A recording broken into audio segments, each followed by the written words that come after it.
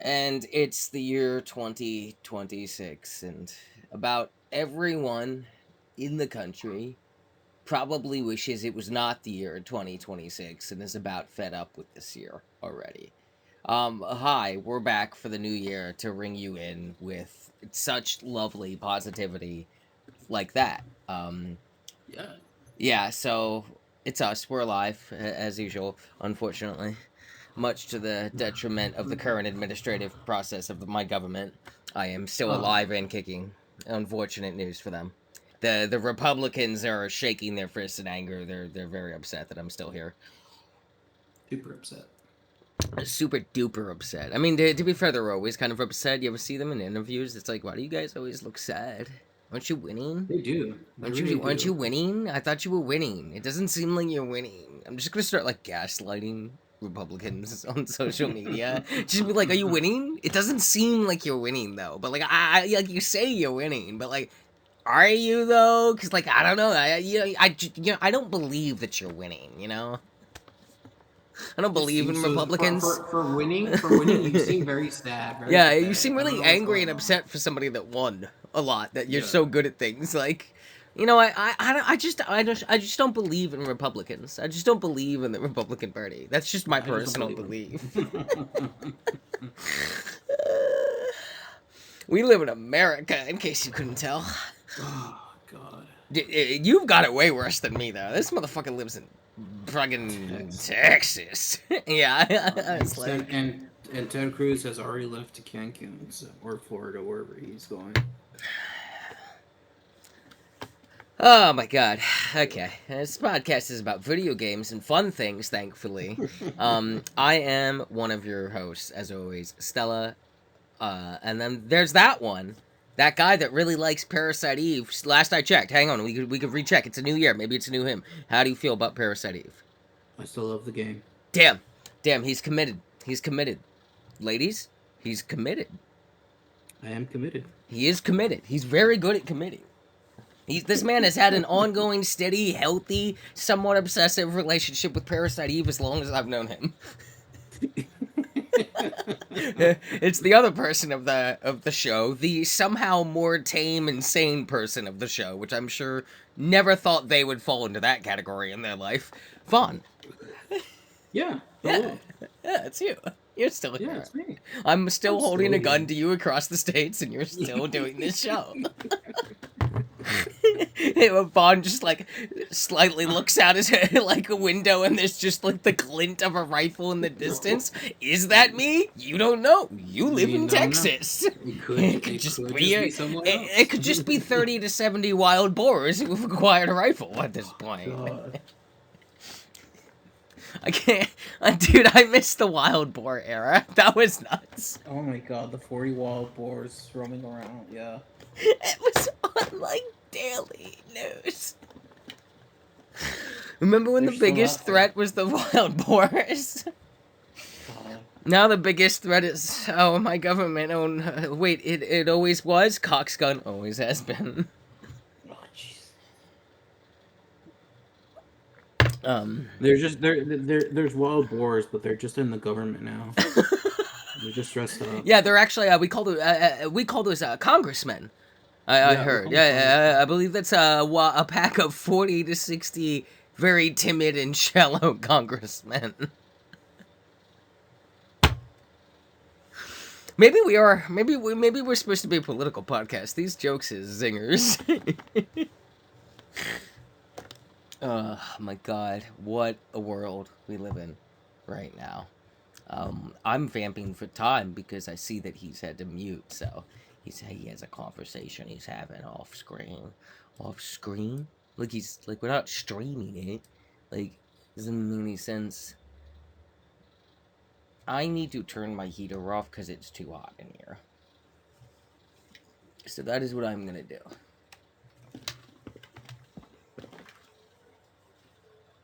Oh, more conversations to be had. Okay. Yeah, actually, a lot more because we're here to do a podcast about stuff.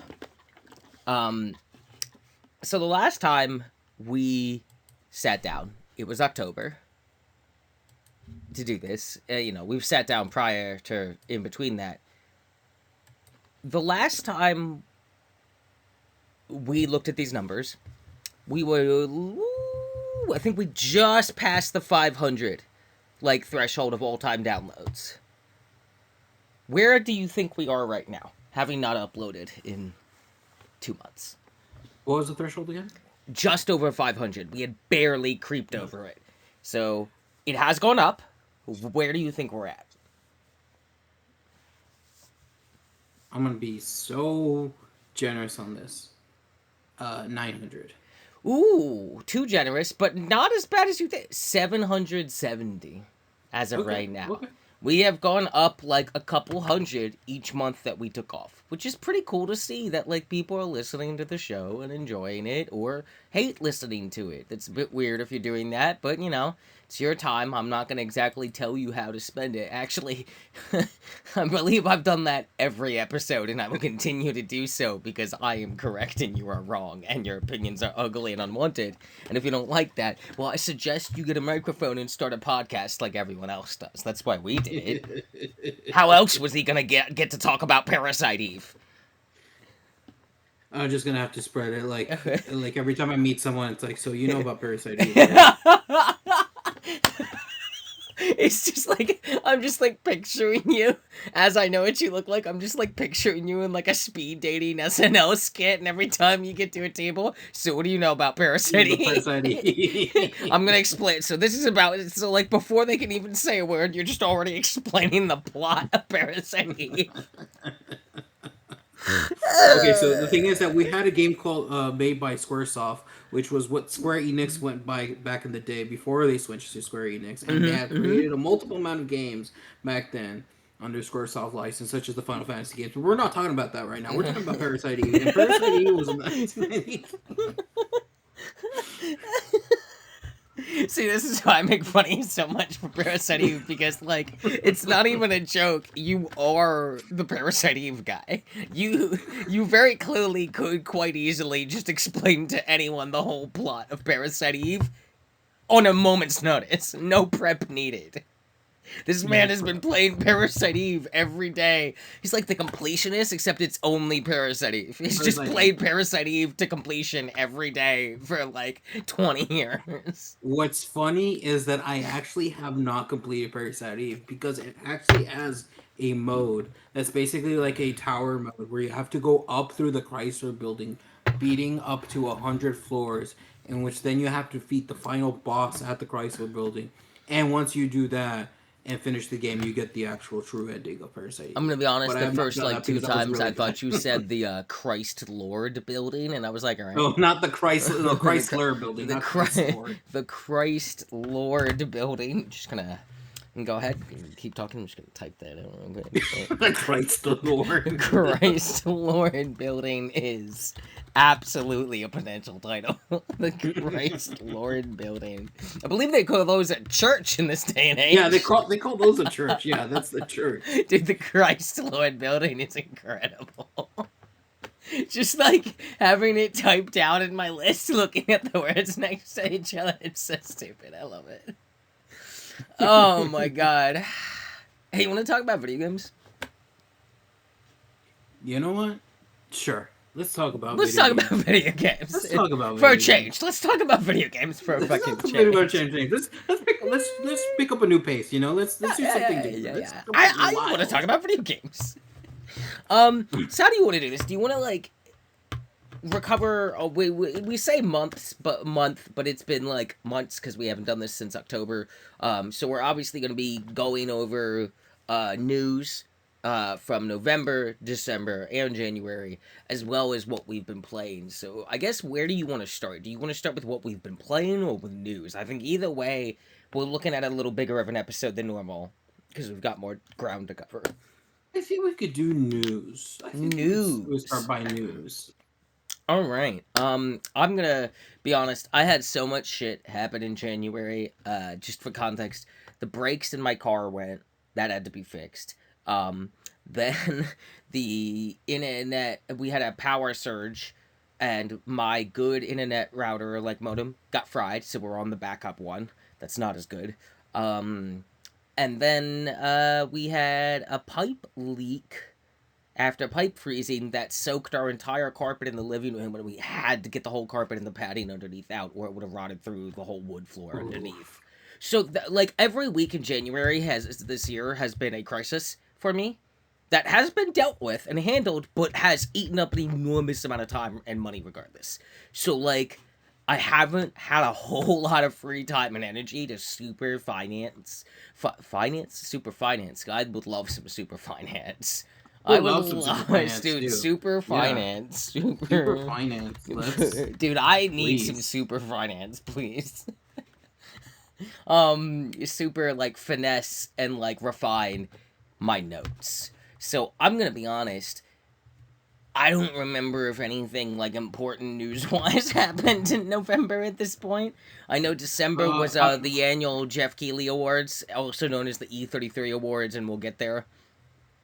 the in November, one of the big things that happened was that Fallout 4 got its anniversary edition because it Bro, was I the completely 10th forgot that even anniversary. happened.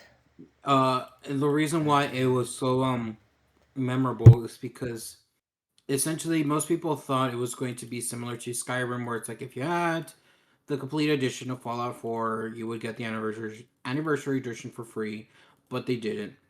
And the thing Mm. is that with the anniversary edition, they try to do like more Creation Club stuff, like promotion and things like that. Like in the anniversary edition, you would get like free Creation Club, like paid Creation Club stuff with it. Um, Mm. and they would also try to add like oh, what's it called,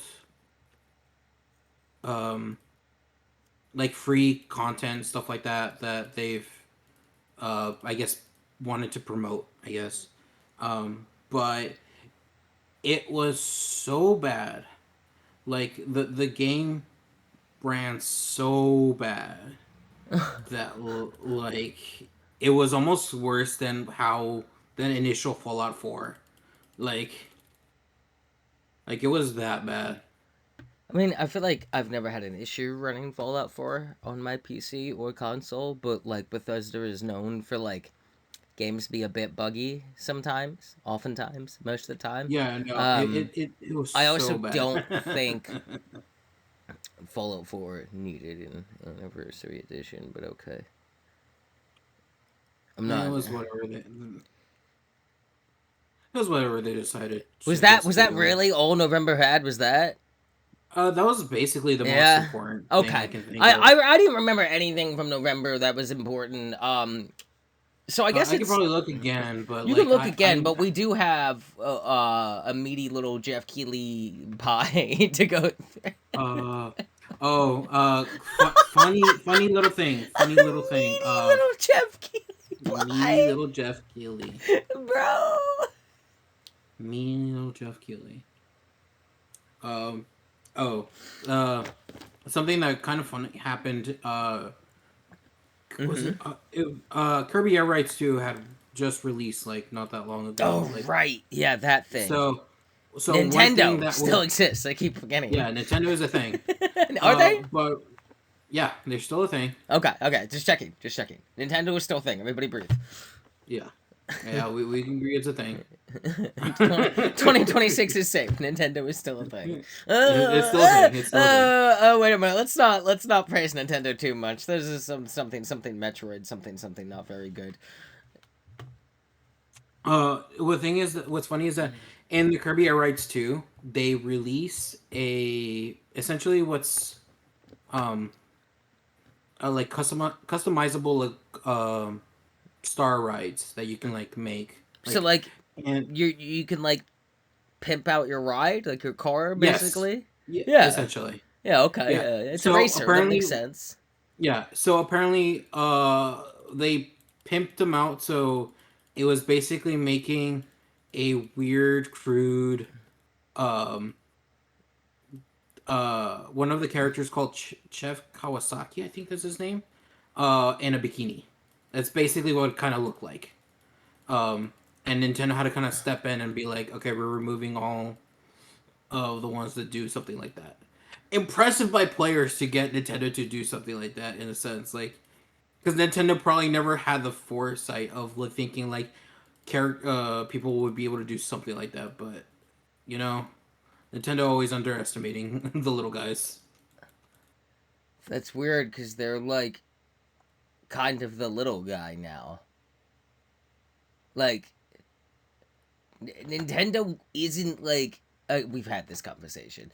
Nintendo is not in the near pointless conversation of console wars. And when I say console wars, I don't mean the fucking like neckbeard cuck Republican cis people that fucking are like foaming at their mouth over their brand loyalty. I mean that like what actually like makes these consoles comparable, what separates them, like I mean, at this point, Xbox has pretty much clearly surrendered that war because they're just like, Yeah, yeah. yeah, we just want everything on PlayStation now. Yeah, that next Xbox console probably not coming.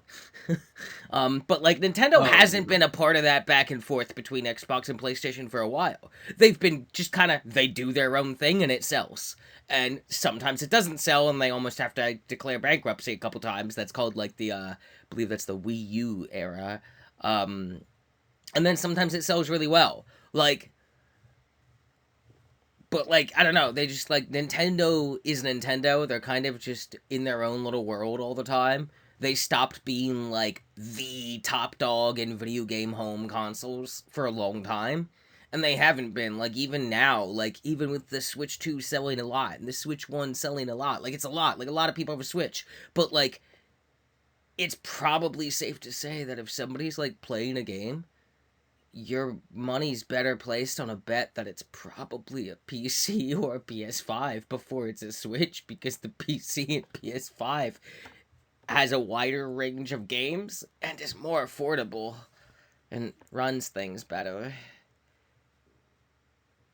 The only thing is that with PS5 right now, with the only thing that you're getting good with the PS5 deals is just that, like, I guess you get to play them You mean all the earlier instead fucking of on PC. incredibly perfect, masterful, like fucking slam dunk games by their slam dunk first party studios that have just Yeah, been like like Ghost of knocking it, Yote like and like like even Celebrate, also like also also the PS5 that fucking dude the controller tech in the PS5 it's the best. The PS5 controller is the best controller that's ever fucking been invented, hands down.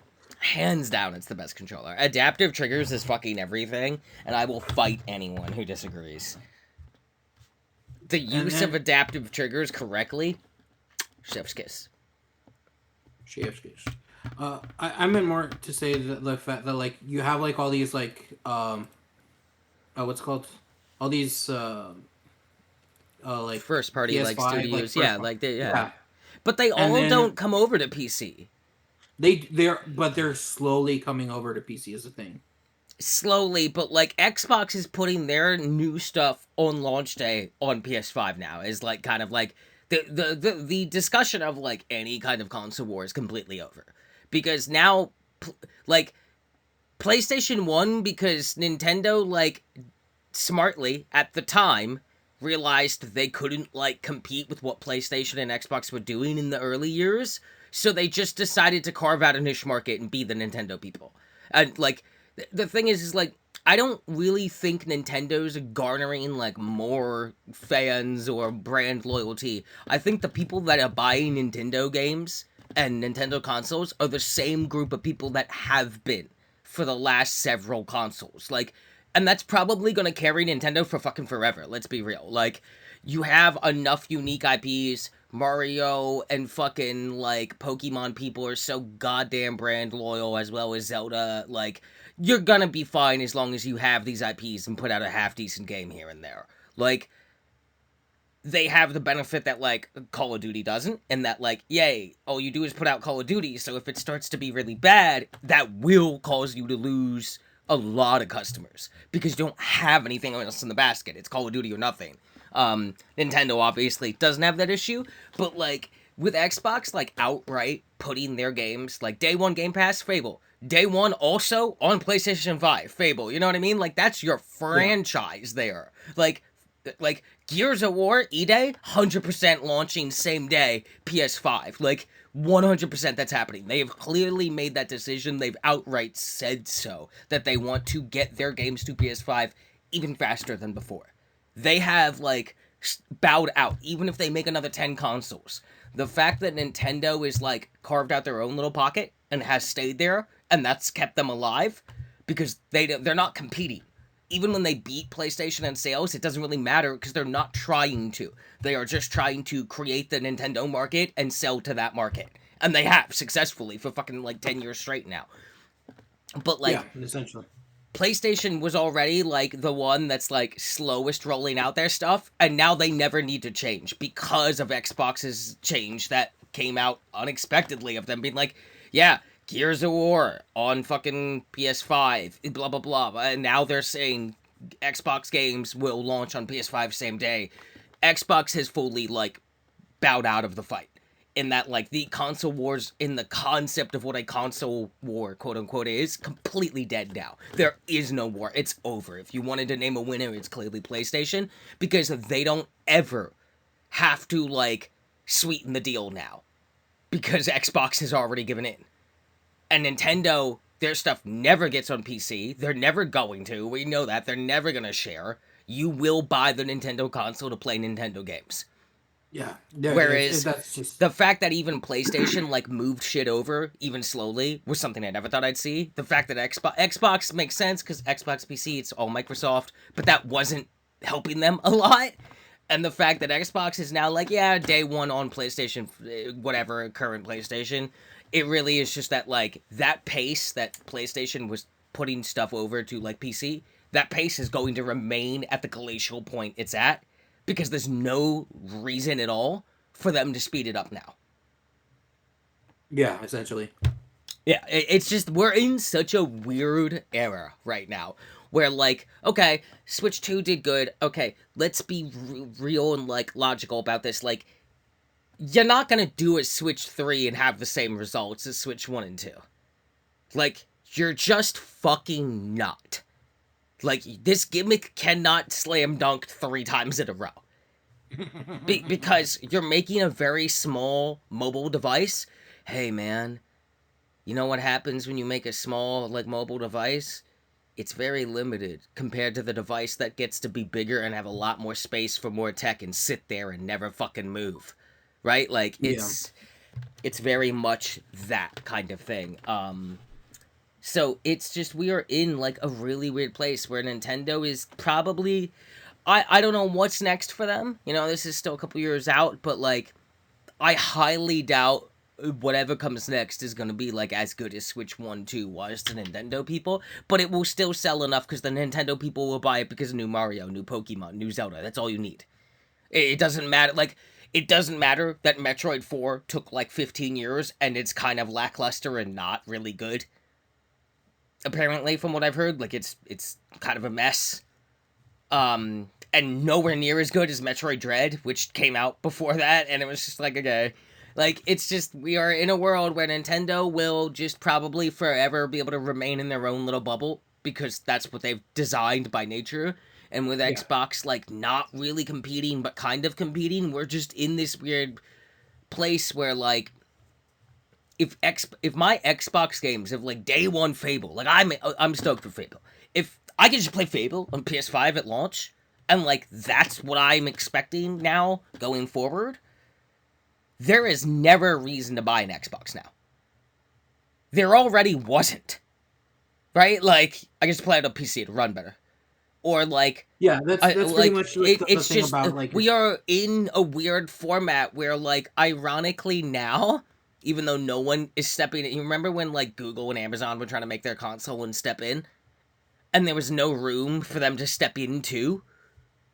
Now there's mhm. room, but all those step-ins were so early and aggressive and cost so much money and failed that no one wants to step in. But wait, off in the distance, rising from the cresting hill, it's Gabe Newell with the Steam Machine, baby. Gabe Cube is here. Makes perfect sense why there's a new Steam Machine that seems to be really good potentially. Like it's the exact moment to get in the market. And we are in Yeah, such a weird place, man. which is yeah, and especially because of the market stuff that's going on, like generative AI Mm-hmm. has been like basically consuming RAM, and then before that was crypto stuff, which consumed Video cards, graphics right? cards. Yeah, I Yeah. remember So that. basically, we were getting screwed on graphics cards. Now we're getting screwed on RAM, and we're probably gonna get screwed on memory as well. So like all those hard drives that you want, like the SSDs or the M.2s, are now gonna also be upping in price. So basically, what should be a terrible time for PC players to come in, like extremely like awful. If you have Steam Machine coming in with relatively good prices, like I honestly think with how things are, then it's probably gonna be up to 1,000 or something. I But compared to believe, just a side tidbit here, I have heard the range being 750 to 1,000.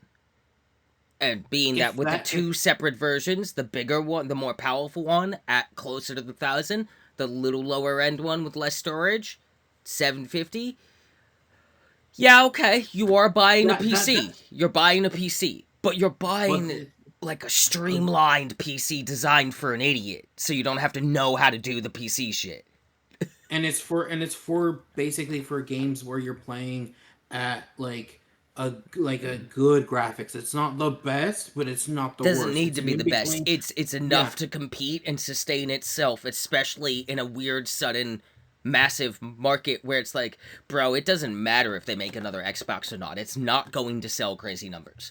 There is no way in hell like for Xbox to step back into the console like environment and grab a foothold now after already like kind of just clearly being willing to put their shit wherever it needs to be to sell, short of putting it on a Nintendo thing. It's like it would have to be the greatest console ever made and the most affordable. There's no way they're doing that. We are in a new era. We are in such a new era of gaming that like I don't know if you know this statistic, and we'll bring more of this up later with like what I'm playing and where I think certain eras of gaming are going. Um, Battlefield and Call of Duty, the current ones, have lost 85% of their player base already. Each of them. Both of them, respectively. It just Battlefield took a little longer to lose that much, but they have both lost at least 85% of their entire player base. That is crossplay everything. It is the biggest dip in players either franchise has ever seen in the quickest. We are not even out of season 1 for their contents. Like in the sense of what these juggernauts of the gaming industry used to be, like player retention wise, right? These are dead games compared to like what you expect from these franchises. Like in that even when these franchises were bad, their player base retention was still massive. And it's just the games have been getting steadily worse for so long that even the most die-hard loyalists have just completely bounced. Like we are in an era where the console environment, the at-home gaming environment is more open for room for new things, new ideas, Steam Machine to come in, but also in genres and vary in the video game industry itself. Like the fact that Battlefield and Call of Duty is like clearly no longer top dog selling and may never be that again is fascinating, like statistically, because like I didn't think I'd ever see that. Like, it's just, it's Call of Duty. It sells, right? Like, it's Battlefield. It sells. It's like, even when it's bad, it sells. Except, now it doesn't.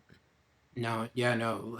But Black Ops 7 being the aspect of like showing that the Call of Duty can pretty much be on the whims of like close to failure as it could. Like that. Mm-hmm. This is Oh, a yeah. I mean, dude, 85% of your player base is crazy. Like, that's an insane dip in numbers. That is the kind of dip that kills games in a week, like fully studio closed everything kind of thing. If they weren't such massive companies with like EA is not gonna do no more Battlefields. Activision is not gonna do no more Call of Duties.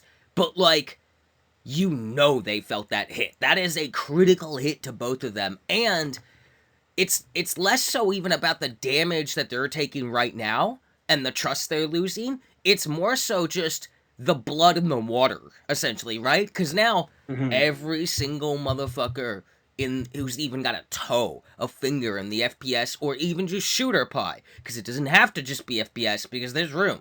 A lot of people who play FPSs like third person shooters just as fine. It just matters if it's good. And the ones that were always untouchable and held so much of the player base don't hold it anymore, which means for the first time in like my lifetime and yours probably honestly, the like FPS third person shooter genre has like the crown has dropped from the heads of Call of Duty and Yeah. Battlefield for the first time fucking ever. Like it is significantly clear that not only do they bleed, they are dying. They are dying like World of Warcraft died. They might not die like fully, but they may never be the juggernaut they were again. World of Warcraft certainly never bounced fully back. 14 never bounced fully back. Like giants do fall, they just tend to not completely vanish, but your golden age of these two being the shooters that everyone's playing is very clearly over. And that ties in more to like something I've been playing, and I'll talk more about, and something coming up that I'm excited to play, but I'll talk more about that later. I don't know if you had more to say on this kind of general subject we're on before we get into the actual like Game Awards recap and stuff, because there were some pretty neat announcements during that I'm excited about. There were some new announcements, but I guess from anything like actually worth news during that, I don't really think so. Uh, yeah, I don't I mean, see anything most of else. December There is the was Game Awards, and then whatever news yeah, came after I that. I know there's some news about shutdowns and closing studios that came yeah in layoffs. recently in January, and we'll get to that. Do you want to just go into Game Awards and get that chunk out of the way then? Yeah, we could get that chunk out of the way. All right. I will say though, Yeah, please. what's it called? Something I just looked up in the news Mm-hmm. section that kind of made me a little bit disappointed. What you got? You know that Zoo Punks, I guess, game? The one Zoo with like the Punks. it's the one with like the rabbit that looked like DMC esque. Yes, yes, yes, yes, yes. I do Yeah, remember it. Yes. yeah.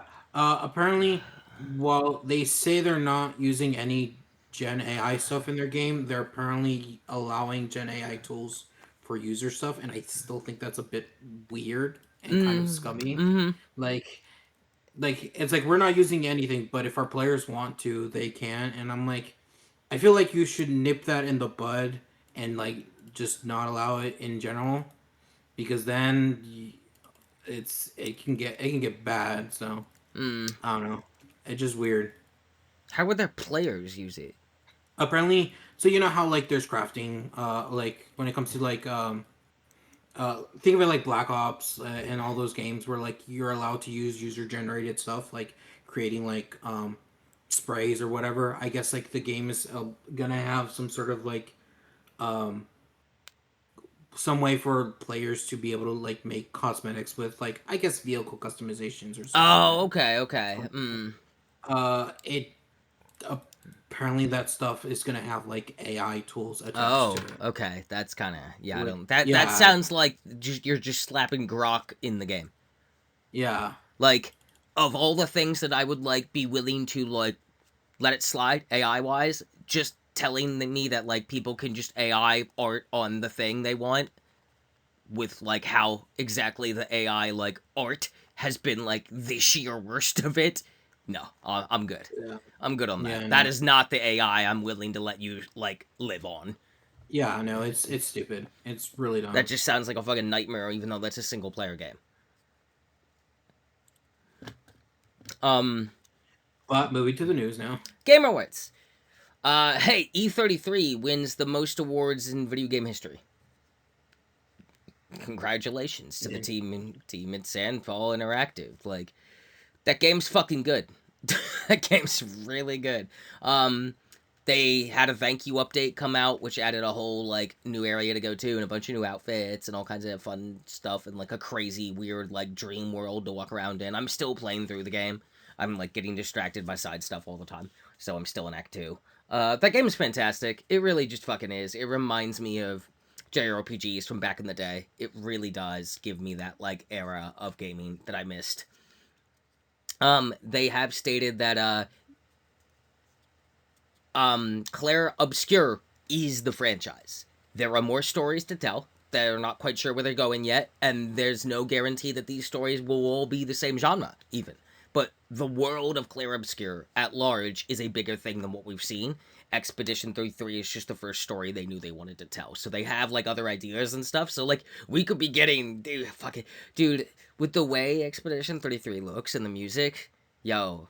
And you know they like this game. Hit me with like a character action like Devil May Cry 5, but E33 style. You know what I mean? Like, oh my god, Yeah. dude, like fucking French Devil May Cry. Give me my French Devil May Cry. Beret on. Where is French Dante with his beret on and like cigarette in his mouth?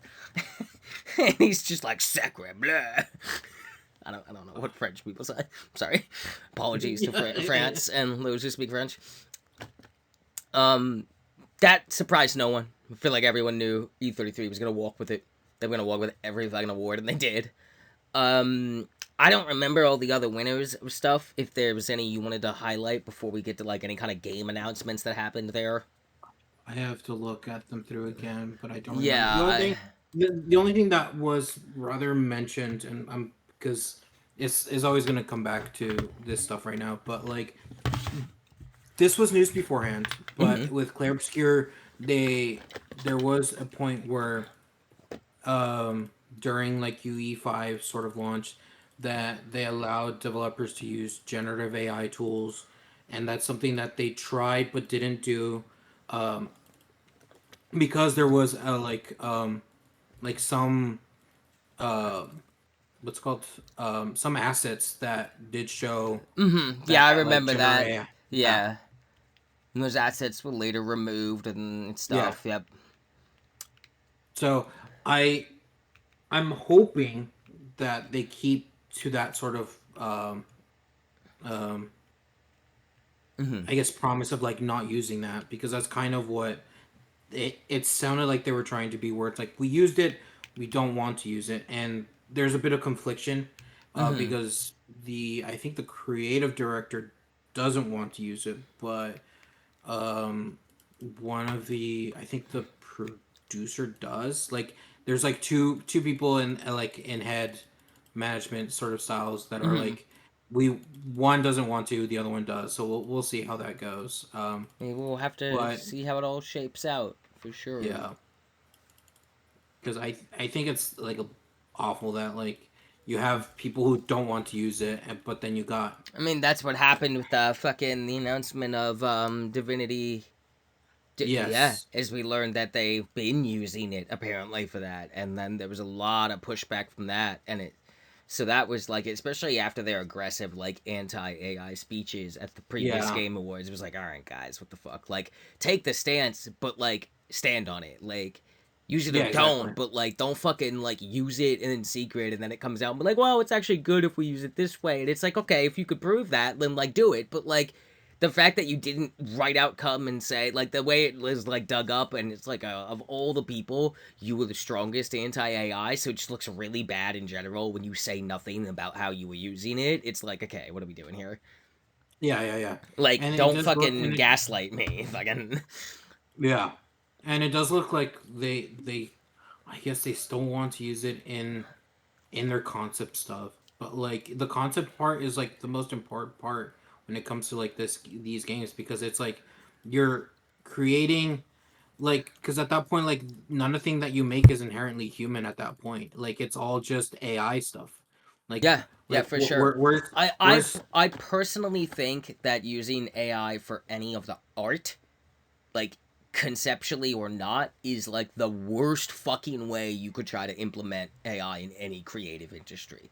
Like yeah, there are places you could make a half decent case for using it for this thing specifically for these specific parameters and reasons. Could it just be done by people? And would it? Yes. Should it be? Yes. But like, I don't live in the world where that's all gonna go away. But like, anytime it's like, okay, their art has its root in AI, or like an animation has its root in AI, like anything I'm looking at, it's like I can always tell something's always weird with it, yeah, and it just kind of is schlock that's like not even yours, and just a fucking amalgamation of various search engines.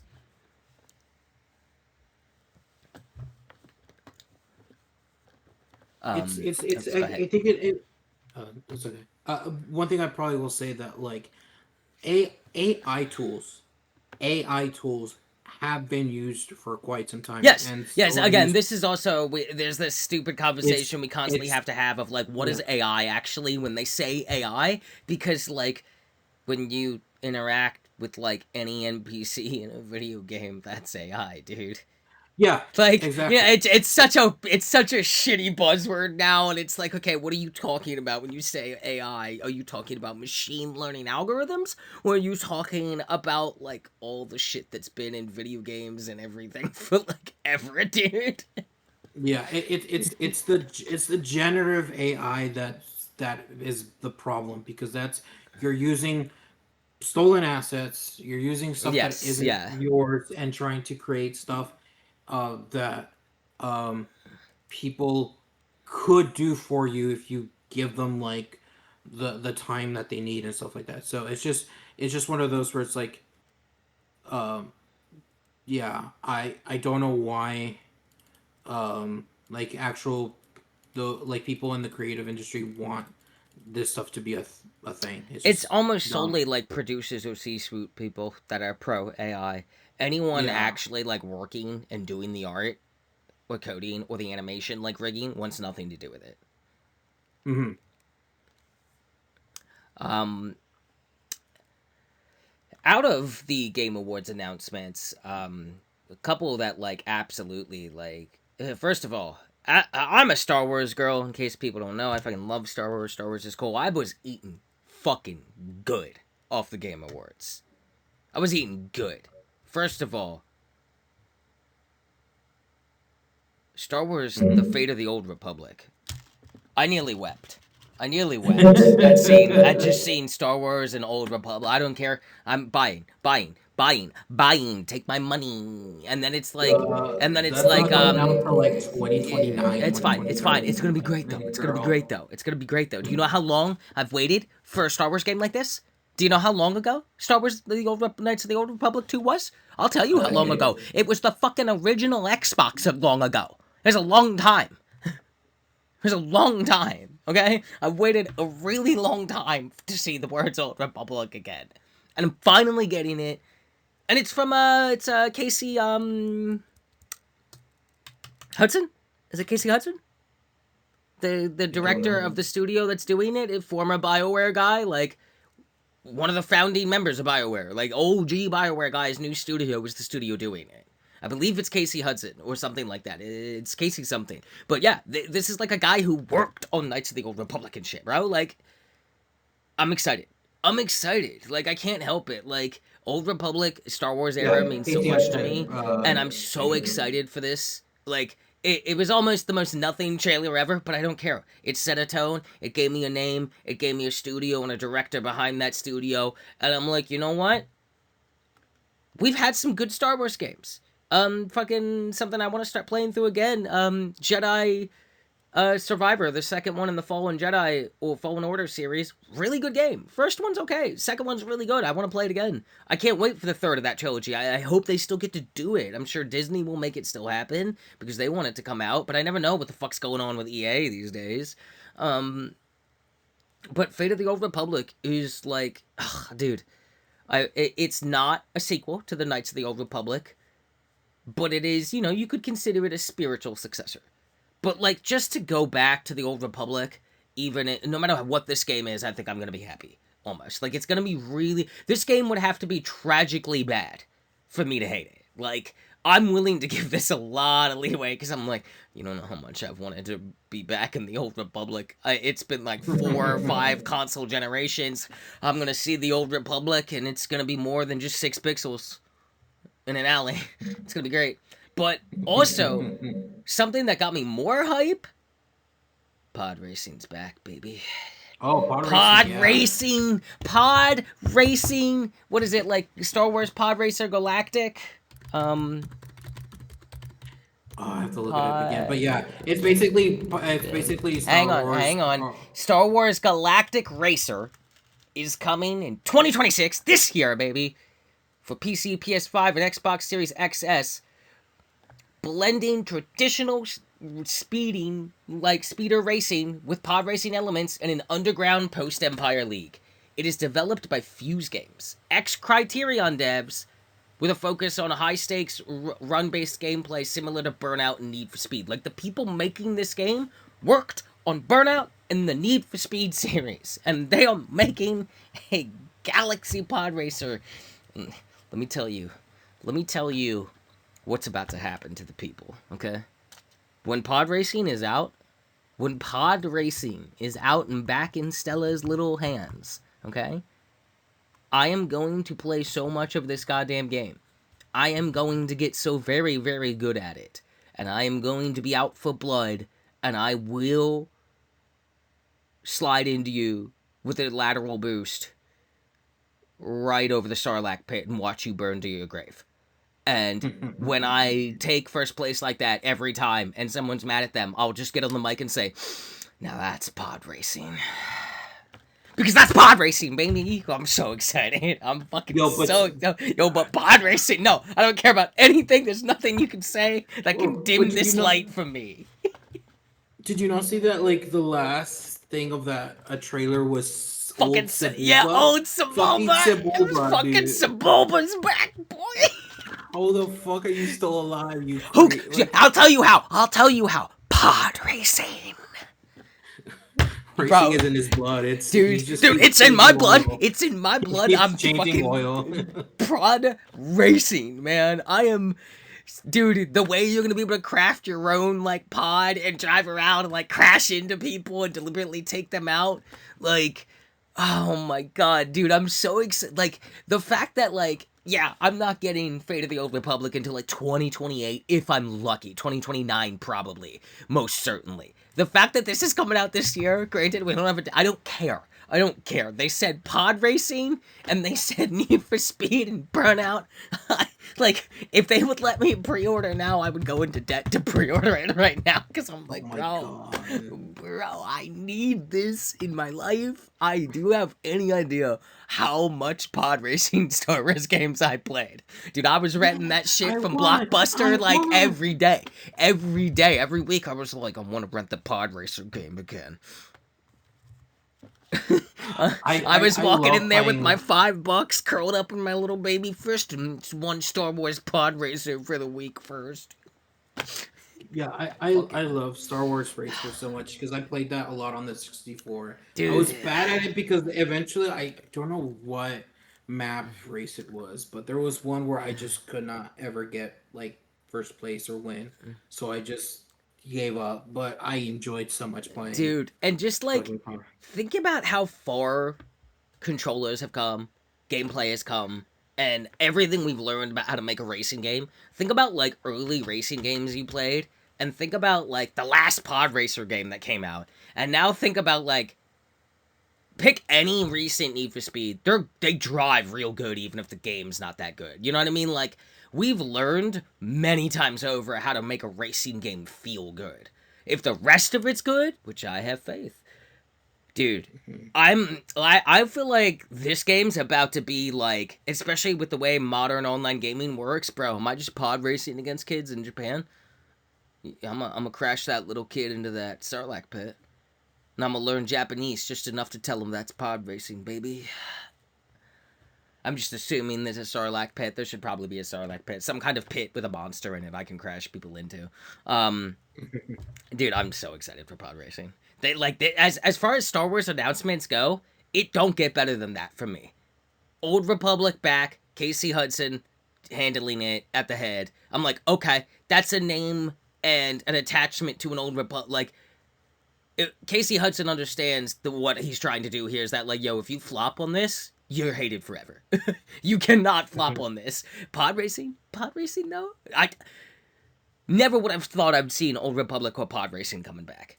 I thought that was long out of reach. The fact that they announced that, I was like, oh my god, man. I'm so excited for pod racing. You have no idea. I have no idea, dude. I'm gonna make my wake up alarm the sound of the pod starting up. Fucking thing's best. Dude, it's the fucking best. Pod racing's so cool. It's the best part of that movie. That scene's sick as hell. It is literally the best part of the movie. Yeah, you know why pod racing's cool? Because it's a blood sport. It's It's a blood It really sport. is. You kill that man. You don't just beat him in the race. Take him out. Send the pension and the life insurance to his loved ones with some flowers. That's pod racing, baby. I'm really excited. We gotta stop talking about Star Wars pod racer. I'll never stop. It's so good. Fucking love pod racing. It's so good. It's fucking good. I'm glad. I'm just Anything glad was it's anything back. else? What else was announced at Game Awards? We So also did have a many little bit of things an that I can. Xbox thing that happened that we could talk about. Yeah, let me just look up again. Oh, okay. This is this was the last thing that they showed, Okay, what is which was this? really funny for me. Was High Guard. High Guard. Oh my God, that's right. Yeah, that comes out tomorrow, doesn't it? That's tomorrow. That's what I'm saying, bro. Bro, Like, we the checking out fucking High sounds Guard? You like checking out hopping on High Guard with I'm not me? talking out High Guard. Fuck High Guard. I'm not playing High Guard. Homie said, "Fuck High Guard. I'm not checking out High Guard. What are you, I'm not ridiculous?" checking that shit out. They could do it. I think what's funny is that it's supposed to be coming out tomorrow, and on their Twitter account, they're like, "Come with us on a live stream, to check out gameplay and news about like what we're planning in the future." And I'm like, "You're announcing that the day that the game is coming out. Like that should have been like maybe like a week before at least." Dude, it's cooked. The, It's the, cooked. It's cooked. oh It's my cooked. god. It's cooked. What are you Titanfall died. Titanfall doing? died for this, really? Titanfall died for so many things. Dude, oh, why'd you have to word it like that? That's getting typed out. Titanfall died for For so so many many things. things. Dude, that's rough. That's. Mm. That's not. I hate that you said this. Dude, that's real. That's real, dude. Titanfall died, and like 20 years later, Call of Duty and Battlefield are finally dying from their moment in the sun. Like, we could have had a Titanfall franchise, man. We could have had Titanfall. We could have had so many good franchises, but the That's let's not get into that studios just do discussion. not. That's gonna be weird. This will be the saddest podcast ever if we start down that rabbit hole. Hey, you It's already guys. sad. Hey, you Keep guys. going. Hey, guys. You want a new Legacy of Kain game? Us too. Too bad 700 people that might be dead own the IP. Guess that's never gonna happen. Oh my god! Just Hey, what about fuck. Bushido Blade? Ah, we don't do that no more. Who owns it? I don't know. Some guy who doesn't want to sell it. Would you like more Power Stone? No, no. Apparently not. You guys don't want more Power Can I Stone. get We'll a just get it. Battlefield Bad Company again? No, never. Would you like some Evil Within? No, you're not getting it anymore. No, none of that. Would you like some Hi-Fi Rush? Fucking no, buddy. None of that. Fucking Go to the no. AI studio. God, fucking Fucking hell. Christ, dude. So See, fucking. this is already depressing as fuck. We gotta stop. This is all Would High you want Guard's fault. Dishonored? Do you This want is. to pray? Do you want any of the cool? Nah, no, you Hey, don't. hold on You now, don't want hold any on of now. I that. got plenty of Dishonored. I just wanted more and didn't get it. Yeah, exactly. That's what I'm saying. I got We didn't plenty even of get Prey Prey 2. too. I got a We great didn't even get Prey. DLC. Moon Crash is incredible. That's like Prey 1.5. We didn't get Prey 2. No, don't sell Moon Crash short. Moon Crash is one of the best DLCs I've ever played. Moon Crash I'm is saying more. impeccable. I'm saying we didn't get like an actual like more into the Prey other than like Moon Crash and just Prey. We could have gone so much more, but we only got that, and it's like, I Coulda. wonder why fucking Bethesda. I wonder why Microsoft. Yeah. Okay, we gotta get off this topic. This is getting dark and depressing. I don't need this in my life right now, okay? I, like, have hormones fluctuating all the time. I had, like, a depressive fit for, like, 3 weeks in December. I don't need this in my life, right? Okay. We're gonna, no more. High We'll Guard's move dead. on. We'll move Dead game. on. Dead game. We'll Dead game. move We're not on. talking about it anymore. Dead game. Sad. I fucked that Um, game. So, what else happened? So there's some news here that I don't know if you want to talk about. Anthem is now gone forever, which will always be a Yeah. sore point for me. What was there was more than enough to keep and build on, and could have been something truly great. Like the way Anthem felt to play, just the movement alone, I've never played anything like. I can't even begin to make a comparison. There was nothing like that. And that's a shame because I think overall the world and the gameplay was good. I think there just wasn't enough things to do, and the game needed more time. And with more time and resources, Anthem easily could have been something quite good, especially in a world where live service is struggling more now than ever. Like Anthem could have been a game that got some updates and then like wasn't live service but had a good amount of content. Like if Anthem had been given the resources and time to get like Borderlands 4 level of content, Anthem would have been so good. I will always feel really bad about that one. That one is the one that hurts the most to me. Um, Amazon shuts down New World Studios is shutting down soon. So Yes. Amazon's thing is shutting down. So Amazon is just kind of exiting the gaming industry entirely, slowly but surely, apparently. And Ubisoft just shut down a bunch of studios as well. Yes, they shuttered 7 or 6 games. I think it was 7 games. Something like that, yeah. Um, yeah, and then yeah, basically just uh, I think the one thing that they mentioned that survived was uh Beyond Good and Evil 2. That's the only thing that's currently, Yeah, they keep saying no that. matter, they keep saying that. I think it's dead. I think it's just dead, and they just keep saying it's alive, it's alive. But I think it's dead. I don't think it's ever coming out. Dude, the last Um, time we got any, like, anything for that was, like, fucking. Homie, I don't think I was transitioning yet.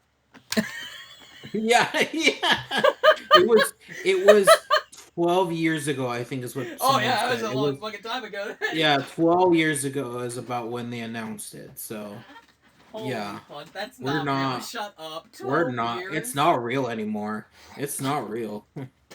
Wait a minute, wait a minute. How long did Silk Song have, like, how long was Silk Not Song even announced that for? much. Oh, are you Not sure? even. Ah, yo, people definitely, like, went to high school and finished high school before Silk Song came out. Not as much as Beyond Good and Evil. I doubt it. When was Silk Song first announced? Silk Song was first announced on February 14th, 2019. Okay. Well, I mean, it just came out last year, 29. so hold Yeah, on. which That's was pretty 6 years. long. 6 years. That's Fucking pretty Beyond Good and long. Evil is double the Dude. amount than Silk Dude, Song. dude, Double the dude, amount. that's okay. Okay. First of all, fucking Beyond Good and Evil 2, much bigger game to make. Let's be clear about that. Definitely a much bigger game than even Silk Song's meant to be, and like way more going on in it. But like, I'll holy I'll put. fuck, dude! Like Silk Song Uh, was 6 years, dude. People like finished middle school, went into high school, and graduated before Silk Song came out. do you want to know what's longer than that? Metroid Prime 4 was first announced in 2017. Shut the fuck up. That game took It almost a was day. it it's almost Alright, a alright. decade. No more announcing games that don't come out within 3 years. Stop. Why? Why? By the I time don't this game comes understand. out, the product that you're giving me is changed concept 700 fucking. What the fuck is Yeah, this? it's I Like, you I know what? hate You know that. what? Why don't we start talking about the Marvel movie that's gonna come out in 30 years? What the fuck are we doing? Yeah. It's stupid. I games need to now have like an Yes. imposed rule where Yes. you cannot announce something If it's not that's coming out further in away than a three, year. If a no, I'm year, going with a you're year. going a A year. year. A That year. doesn't work. That doesn't work. You're being too strict. Think about like development cycles, especially for like FromSoft stuff or things like that. Like, I No, think I 2 to 3 years is reasonable because also, a year, a strict year. Because if this could be enforced, you got to remember that means you're gonna put us into a world where every fucking game has to be done in a year or it can't come out. That's a no, no, no, no, no, terrible world. no, no, no. Development can always like game development is like 4 to 6 years, which is weird that it has to be that long. But for like even if it's at base 4 years, on the third year, that's when you're announcing the game, because Hmm. by that last year, the fourth year, Hmm. you're Buddy, either we're gonna have putting no news to talk about if they do this. that's fine. We can go back and talk about all of the other stuff. Oh yeah, we can talk about Parasite Eve now. The whole point of his plan. Here we are, the Parasite Eve podcast. No new games have been announced, so we have to talk about Parasite Eve again. Yeah, literally. Let's talk about what I did this run instead of my first. This time, instead of reloading the pistol at this hallway, I didn't reload. I actually switched my pistol. I deleted my save and started again.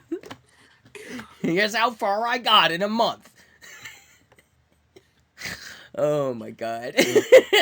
I do think we might not agree on the exact timing, but definitely 10 years too long, 12 years too long, 6 years too long. Vaughn says one, I'm willing to give you 2, 3 hard max, no more than 3. Because here's the thing, I'm thinking of like currently the psych one of the well-known series right now that tends to, not always, but tends to have usually like either a 6 to a year cycle of just Mm-hmm. of announcements is Resident Evil, because usually every time they announced it, it's always within a year of release that it's been announced. um I think like I remember the RE7 was announced in a E3 presentation. What was it? 20, not 15, maybe 16. Oh, I don't Um, remember, man. and then it released 6 months later, and then RE2 remake was something similar, and then RE4 was almost somewhat similar again, but All like right. that was Well, okay. First of all, like buddy, everybody can't be Capcom. Okay. because Capcom did not use its own rules with Pragmata. Pragmata was announced back in 2019. Took so many years of development of causing a constant like, oh, we had to change this. We're now releasing 2021. No, actually 2022. 2023, nothing. Complete silence for 2 years, and then now they came back last year Yeah. Now saying, no one "Oh, we're cares. releasing this year." People do care, but No. that's the problem. But No. that's the problem. No. That's the problem. It's You the all are fact that they drinking the announced Kool it. Aid. They announced it so early. If that should have been announced like last year when they actually had something solid to work on. Because now that last year is coming in this year, like people are excited because now they had a demo released during the what's called the Game Awards. That was kind of the whole thing, that they released a demo You know what? last This year actually that's this actually playable. makes me think of something. Do you think more than a year ahead of like release announcement is okay if they have like a decent slice of like gameplay to show off? Because if they're just giving me like a trailer, like an announcement trailer, my answer changes. 2 to 3 years is not like if you're gonna show off with 2 to 3 years before you come out. If you're gonna like try to market a little bit at this point in this at like at Summer Game Awards this year and then Summer Game Awards next year and then the launch trailer hype up, you gotta have gameplay if you're gonna talk about it that early. You gotta have something I can sink my teeth into. You cannot just announce or CG trailer me. You need, or if you're gonna go the CG trailer route and it's not gameplay, it better be the most compelling goddamn like 3 minutes of trailer footage I've ever seen. But like I personally, I'm more willing to like be okay with like a 2 to 3 year announcement if you're showing me gameplay. Like if I they I just talked about Fable and I didn't get to see the game at all and they just kind of talked about it again, I'd be kind of annoyed right now. But I got to see a little bit finally, and that gives me something. well, the thing is that that's releasing this year. Like at least the whatever the dev talk of now of Yes. Fable Yes, was at but least like, it's hey, also the it's first coming time out we're this year. seeing gameplay at all, even though it was Yeah, very brief. But we haven't seen any, and it was like a proper little Vidoc. yeah. So like I'm okay with that, but like yeah, if it's I'm still maybe hesitant because gameplay can change in Everything two can to three change. years. Gameplay can drastically change, so I'm a bit wary of giving that leeway. But if it's as close to final as it can be, I'm maybe Mm. okay with like 2 years giving announcement and there's Mm-hmm. like at least solid amount of gameplay. Like this is pretty much what it is. There might be a few changes here and there, Mm-hmm. like nothing too big, but just enough to be like we had to adjust a few things. Maybe that's fine with the Mm. And it's a 2 year. tricky thing. I think Yeah, like because you gotta have some marketing. You have to have some kind of marketing push. You have to like get notice of the game out there in an overly saturated market. So you can't go too like close to launch or no one knows you exist. Unless you're like a big name thing. And even then, like, I'm gonna be honest, I forget about Pragmata every time. Because I don't give a fuck. Because I couldn't but give two fuck. Like, whatever the fuck the dinosaur thing was that came out, I don't give a fuck about that either. I don't even care. for me for me the problem when they announce it for too long ago because then you forget about it. You completely forget See, that that's it's the a thing, game. though. That's the thing, though. No one forgot about Silksong, right? Like, we forgot about Pragmata, even as much as I hate on it. I say for good reason, you say for not. But, like, regardless, people struggled to remember it existed. Silksong didn't have that problem, right? Nobody was forgetting that Silksong was somewhere being developed. Because every fucking event, everyone was like, when Silksong, though? You know what I mean? So, like, it's Yeah, not but that inherently was that you're gonna forget about it. It's entirely about, like, the demand of the thing.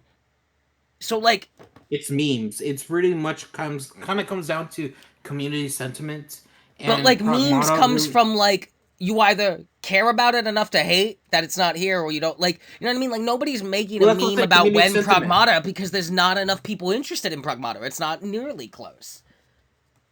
Yeah, because it's a new IP from Capcom, and people didn't really get like what that CG trailer was about. No one did. Everyone was kind of. I remember back then, people were thinking it's like, is this like a Hideo Kojima game? Because even the astronaut guy looks similar to the Kojima Productions astronaut, but I it don't think it wasn't. It does was a at all. I Capcom. think the Ludens guy looks way cooler. I think this Capcom astronaut John Everyman looks fucking as dumb as Master Chief, but okay. I'm just saying, like I remember back then, like there Dude, was a dude, bit of confusion back then. I'm such a Pragmata hater. Like the more You they've are a shown Pragmata me, hater. the more hatred I've had. Like like I hated it instantly. Like that did not win me over. You do not have my vote. And the more they've shown me, the more I hate it. And then the more like people dude listening to Max, love the dude, love his content. Shout out to Maximilian, dude. Him like gushing about Pragmata and then like playing the demo and talking about it about like, oh, it's so cool doing puzzles on this side of your brain while you shoot on that side of your brain. And I'm just like, bro, you sound like you're in a cult. Like, you sound like you're in a cult. Everyone talking about Pragmata telling me why it's good. Straight up, you sound like you're in a cult because what you're saying sounds like the worst fucking thing I've ever heard in my life. And then I look at the gameplay. I've watched people play through this demo. Holy shit, this game looks boring as fuck when I'm watching it. Like, I'm just like, this looks like the most unenjoyable thing I've ever seen in probably like the last. I think this looks like the most boring game in the last 10 years. I'll say it. I think Pragmata is the most boring looking in terms of how it looks like it plays and just aesthetically and just like everything about it that they've shown off. I just like the Pragmata hatred that I have could not be greater. Like I'm at max hatred for like this game. I think it's fucking stupid as fuck. I think it's absolutely asinine that this is even being made. And I'm like, bro, we could have had another Resident Evil remake by now. We could have had more resources for Monster Hunter Wilds, and it kind of needed it. We could have had a Devil May Cry 5 like expansion DLC. We could have had fucking Marvel versus SNK. We could have had like bro. We could have had Deep Down. We could have had so many other better things than this. Like I am there is you could not pay me enough money to play Pragmata. You literally like I would take a hard time like I'm just it's so uninteresting to me in every way. And when you make a sci-fi thing and you've uninterested me, I hate you for it because you've made sci-fi boring. And they're not the first people to do it. They won't be the last. But boy, howdy, Starfield. When you make sci-fi boring, it's like the worst fucking thing ever to me. You know that still has a DLC coming out, right? Starfield. Yes. It's had like a DLC already, bro. I don't care. It's no, it's still Like, what there's do a I? story Yeah, expansion coming out yeah. I'm apparently, sure. like a I'm sure. big. I mean, who cares? Yeah, I'm Starfield still sucks. surprised because that Uh, exactly, of and it's course, still it's coming coming out with out. one. It's a Bethesda game. It's sold enough. It's a Bethesda game, It's that. so it's gonna have What is Bethesda. What are you this? talking about? Um, That shattered you space. know Is it what did get out? announced at the Game Oh my god! Awards It's that had I've been playing it. We're still on news here a bit. 2XKO is here. It is out. Season 1 officially. We are on console. We are everywhere. We are in your closet pressing our buttons, and we will do these level 3s on Wake Up if you disrespect us. I don't know how to do level 3s. I'm joking. I just spam level 1s. Um, yeah. I see that. 2XKO is out. Hey, I got it perfect off that person. They disrespected me, and I read them like a fucking book. 2XKO. That had its little launch trailer with Caitlyn, and she looks great, and she's super fun to play. Hey, that game's really fucking good. We're gonna talk a lot about that game soon.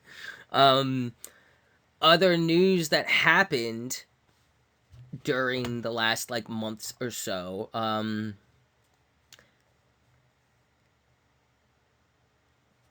I think you and I, might be having a marathon discussion right about now. What do you think?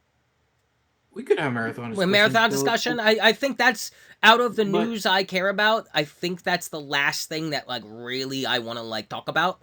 But if you have other things that you want to do first, because I feel like that's a bit more of a back and forth. I would like to end the news with marathon. I think. we can end the news with marathon if you want. I think the only thing I was just trying to look through again through the announcements. Stupid Never Dies was announced at Game Awards, and that one's basically That looks made so by weird. Yeah. Is yeah, that because is that the it's one that like I can't, we were both like Lollipop Chainsaw? yeah, that's the Yes, one that we were because thinking. it It looks was Lollipop Chainsaw as fuck the entire time. Like even when I yeah, looked like at it them was by comparison, Grasshopper. I was like, "This is just Lollipop Chainsaw, guys," which I'm here for. I'm here for. I'm absolutely here for more of whatever It's that genre is, please. it's supposed to be made by not Suda 51, a Grasshopper manufacturer. It's supposed to be made by a team called GP Track 50, which I guess it's heavily influenced Yes, you can by see the devs. influence, Yeah. which is yeah, look. A lot of things are heavily influenced by FromSoft. It took a long time, but we eventually got a lot of non-FromSoft Souls games that are really good. And because of Mhm. that, FromSoft has to do more things to get our attention. Competition's good. If there's somebody stepping into the ring that's not like Suda and Grasshopper, but is like inspired by the things that they do and is taking their own spin on it, like fuck yeah, more weird. I would love nothing more than more studios to pop up inspired by Suda and Grasshopper. Whether I like all their games or not, I don't care at that point, right? Like, that's like Swery Suda. I was like, more people openly inspired by those two weirdos making games, whether I like those games or not, because we need way more of that shit. Also, Lollipop Chainsaw rips. It's fucking great. I am always down for more of whatever that is. I And never got to Stupid play Never the Dies. original, sadly. Really? Dude, I loved the original. It was so good. I want to get the remaster. I've heard it's a very good remaster. I actually heard the opposite because they Really? had to remove a lot of like the actual music that they used originally in Lollipop, and they had to do other like generic music instead. Like that had to be replaced because it was all copyrighted. Mmm. But also Mmm. like some of the gameplay stuff that I think kind of changed Mmm. was not Interesting. great as well. Yeah, I wonder if I got it eventually. It's not like a huge priority on my list of things to get. But if I got it, I wonder if it like wouldn't land as well as I'd like it to, just because my nostalgia of it in my memory is like I fucking love that game. I played it to death. I think I beat that game like Yeah, 7 times in a week. It's not I very, know a lot of it's a Devil people May like Cry. It's you. like very like Devil May Cry. It's very quick. It's like a 15-hour game. Yeah, no. I've heard a lot of people like enjoy the original a lot. It's just that the remaster I think had a few things changed that was kind of like Mmm. this doesn't feel like the original anymore per se. Like just a few things here and there, but maybe it's still like okay. Like Yeah. maybe like it's still serviceable. I'm not sure. Um, but something that got announced. I don't care for this because I haven't really played it, but Control Resonant the sequel got announced. Okay, so I'm super into this because Remedy is awesome. Alan Wake 2 is one of my favorite games ever. Control was very good. I liked Control a lot. I'm super here for more FBC weird shit. They're making like a fucking character action game this time, which is super sick. I'm super down for the Remedy verse to continue. Uh, can't wait for Alan Wake 3, wherever the fuck comes after. I'm down for Remedy's like single player games. They are my fucking jam. I love them. I loved Control to death. I loved Alan Wake 2 to death. I loved all their expansions. I love these games. I am down for more. This looks like a fun fucking time for me. I have no doubt in my mind that I'm gonna buy this game and have a blast with it. I'm gonna try to play Control when I can You get to should it and see you if should I. probably play Control first. You should probably play No, Control first. I'm gonna play Control first. Have That's you what I'm played gonna do. Alan Wake 2? No, because it's not on Steam. You should probably play Alan Wake 2 also first. If it comes out on Steam, I'll play it. If it doesn't, well, I'm sorry to You say have a it's just like, PS5, homie. I'm not gonna purchase on the PS5. I'm This sorry. guy, this fucking guy, I'm this not. guy, I'm not. this I'm not buying the guy, PS5. this guy, If it comes out for free, which I don't know if it did, this fucking um, guy, but I'm not buying. this I'm fucking not buying guy, it. I'll buy PS5. this fucking guy. Um, something that was announced This guy's a by PS5 he never uses. It's crazy. yeah, it's just there for there. That's crazy. No, Push, that's what your Xbox is for. no, that's what my PS5 is for. That's Uh, insane. PlayStation has actual games. You're crazy. Toshihiro Nagoshi, which used to be the original developer for Yakuza, has his own studio and announced in Game Awards his new game called Gang of Dragon. Isn't that with Um, the big man? Yeah. yeah, And that guy. yeah. And he was like Yeah, fucking moving like John Wick, and I was like, yo, big man yeah, getting the representation. Let's fucking yeah, go. yeah. I So remember us talking about this because you were telling me there's been a lot of like turmoil and bullshit going on with the current uh, Yakuza studio. yeah, So, RGG is so like bad. the They love, are, the golden era seems to be over, and then this popped yeah. up, and it was like, we have new Yakuza now, Gang of We're Dragons. so back. We're so back. Fuck RGG. Just get them out of here. I'm gonna be We're honest, going. that trailer more than any Yakuza trailer made me interested. I was just like, yo, okay, okay, we got some fucking gangland of fucking going on here. I'm looking at like a 70s kung fu gang war movie in this trailer. This is lit as fuck. I love this. I this is what I needed. The negotiate bringing Gang of Dragons is what I needed It to. looks it piqued my interest more than any Yakuza game ever did. I might actually want to try this one at some point. Um, I know you were keen on Beast of Reincarnation. I I looked looked at at the it. I Xbox and looked, I was yeah. like, this is not bad. It Like no, not this at all. game. I'm curious to see like how it plays. Like how does it feel to like switch between the combat and that weird like turn-based system mid combat? Like this could either feel really good or really like jarring. Like how does it flow together? Because if it flows like bad, it's gonna be like really annoying. But if it's like Yeah, just really good and just works, like and it can, then this could be really neat. And it's also kind of really cool to see Game Freak do something beyond Pokemon. And they're certainly like they yeah, seem to be going exactly. for it. Like it's really I like that they're getting the chance, and I like that they don't seem to be like they really seem to be shooting for the moon. You know, they really seem to be like, no, we are making this, and this is what we are making, and we are going to make it in the way we want to make it. Like they're not trying to make something inherently safe and guaranteed successful. They are making the thing they had the concept of, right? Like it looks really interesting. It looks interesting. Like if it feels good to do things in that game, I think you've got enough there. I really like the aesthetic. It's funny that we have another game with like plant like monsters, and there was that like Monster Hunter game. What was that? Wilds or something? Oh You know, remember yeah, what you know what I'm talking about with the Karakuri? It was like what was yeah. that? I completely forgot I about don't that. fucking remember. I played it a little bit. It was okay. It was all right. It was okay. I never got super far in it because then like Monster Hunter Wilds was announced and my brain was all that. If I ever get the chance, I think I played it when it was free for PlayStation Plus users. I don't think it is now. If I ever got the chance and had people wanted to go through it, I think I would like want to go through it because I've heard it's like pretty fucking solid overall. Like it was not a disappointment. I wouldn't be unhappy from what I played to see like a second one of those come along and have them try again. Like definitely not a failure of like the Monster Hunter inspired genre. You know, very much a success, even if it didn't like absolutely dominate the scene. It was very popular on Twitch for a while though. That hunting game, everybody was streaming it all the time. Beast of Reincarnation does look really interesting. Yeah. I love watching the Vidoc of that where he's like, it's a one person, one dog RPG, and I'm like, bro, shut the fuck up. What are you talking about?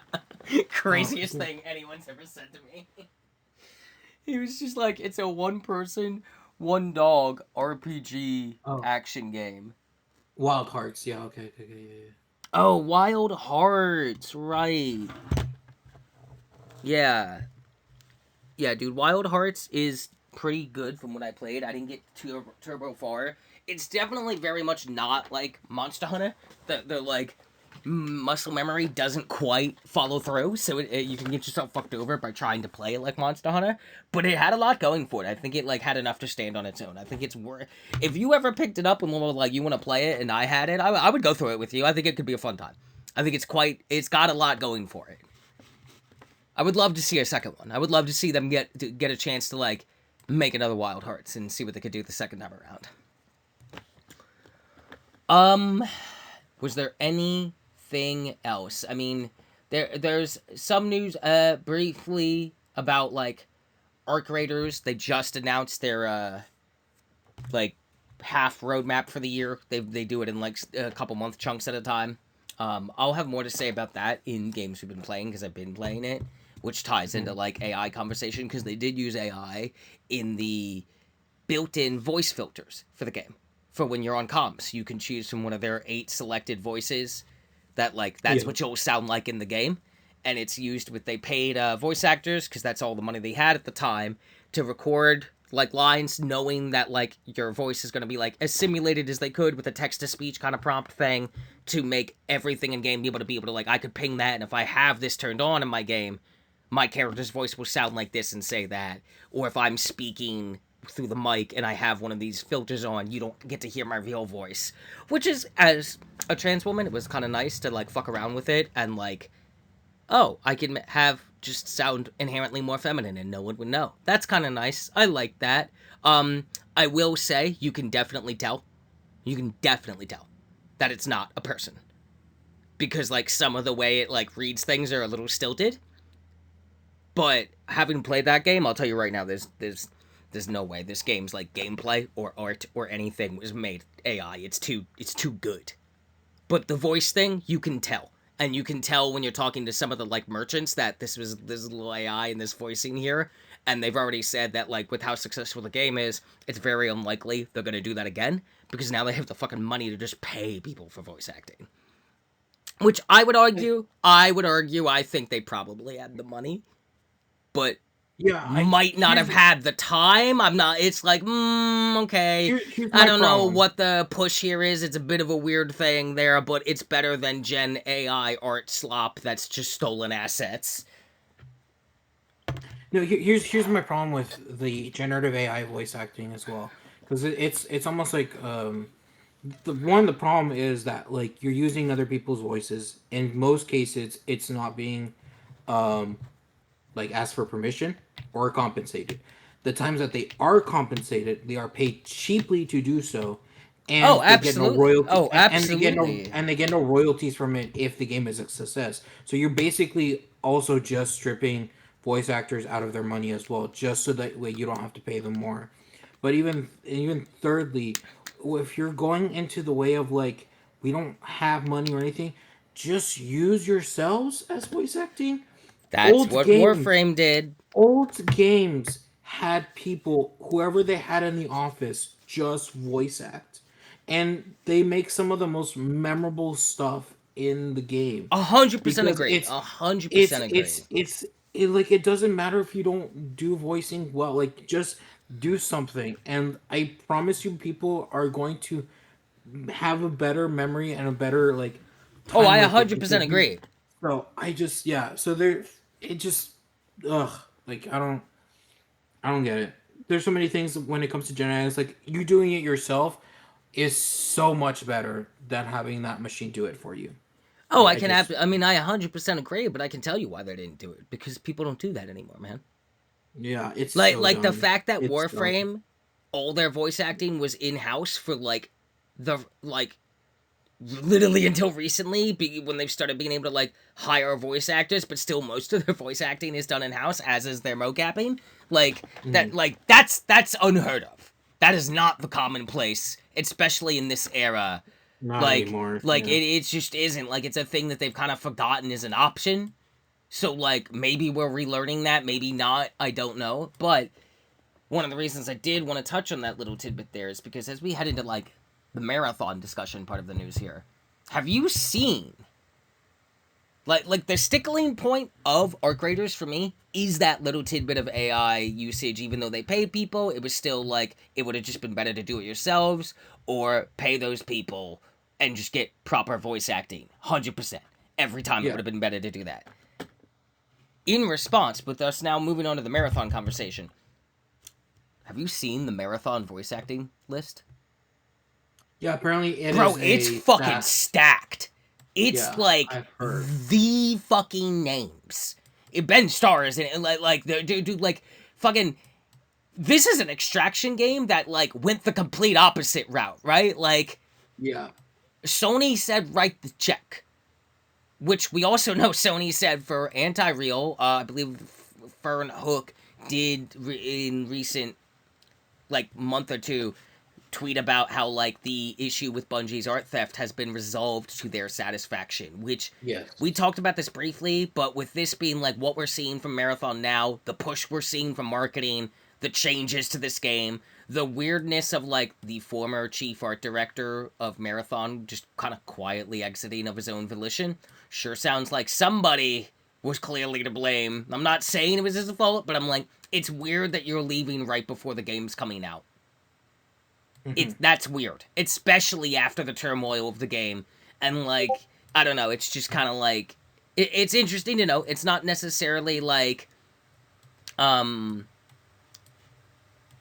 like a guarantee that it was his fault. You know, we may never know, but this went from like there was no way that artist was ever going to be able to afford to like attack this in courts, and they knew they were fucked, to them saying it's been resolved to their satisfaction.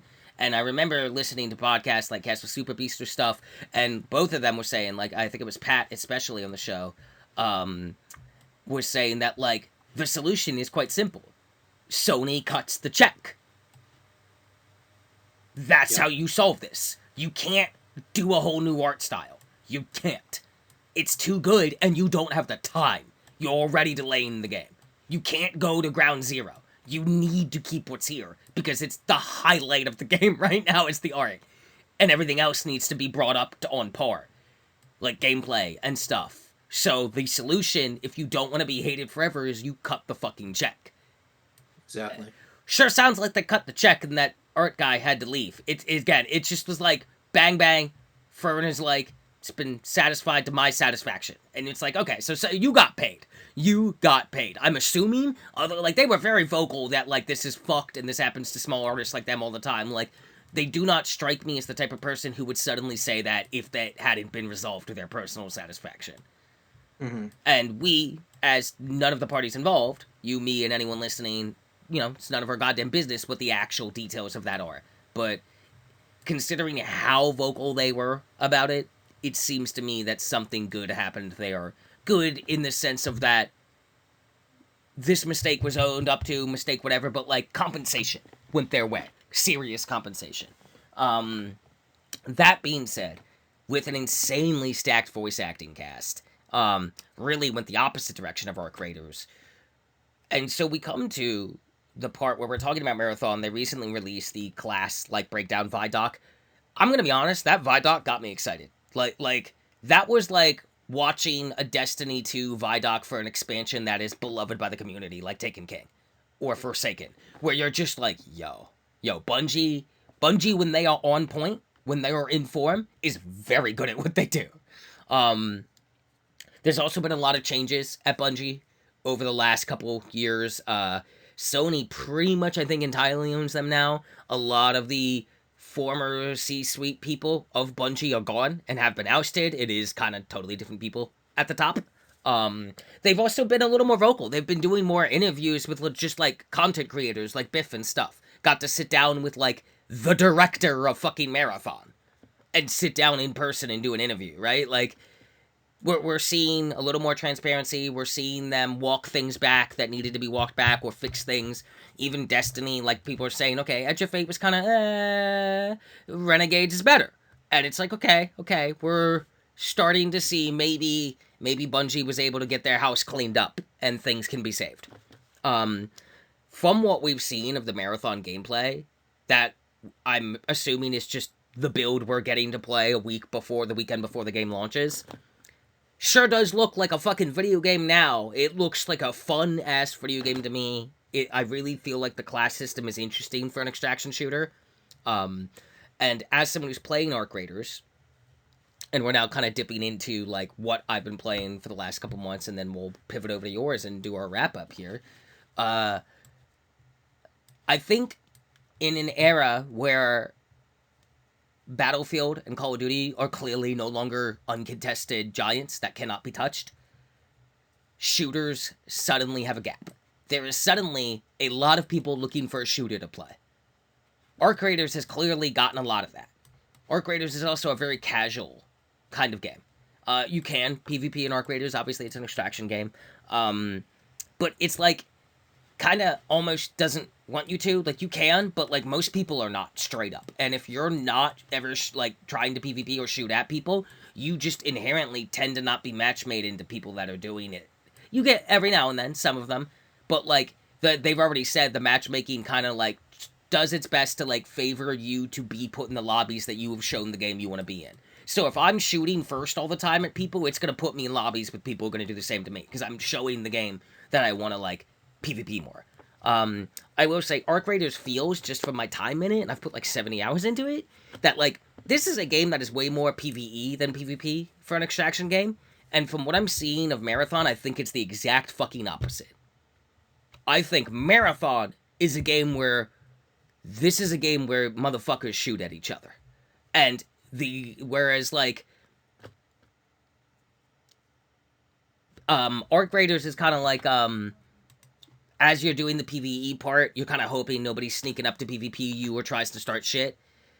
I get the impression from my time in Marathon tests and just from the game's marketing push in general recently in the Vidoc that Marathon is the type of extraction game where you are PvPing almost like you're going to kill people. They're going to try to kill you, yeah. And you're trying to do that, fight people before the PvE aspect starts to get here, because it kind of looks like they just beat the fuck out of you. Like, yeah. Whereas, like, it's the Arc is scary, and the more dangerous Arc robots in Arc Raiders are scary, and you gotta, like, respect them, but, like, you could take them down.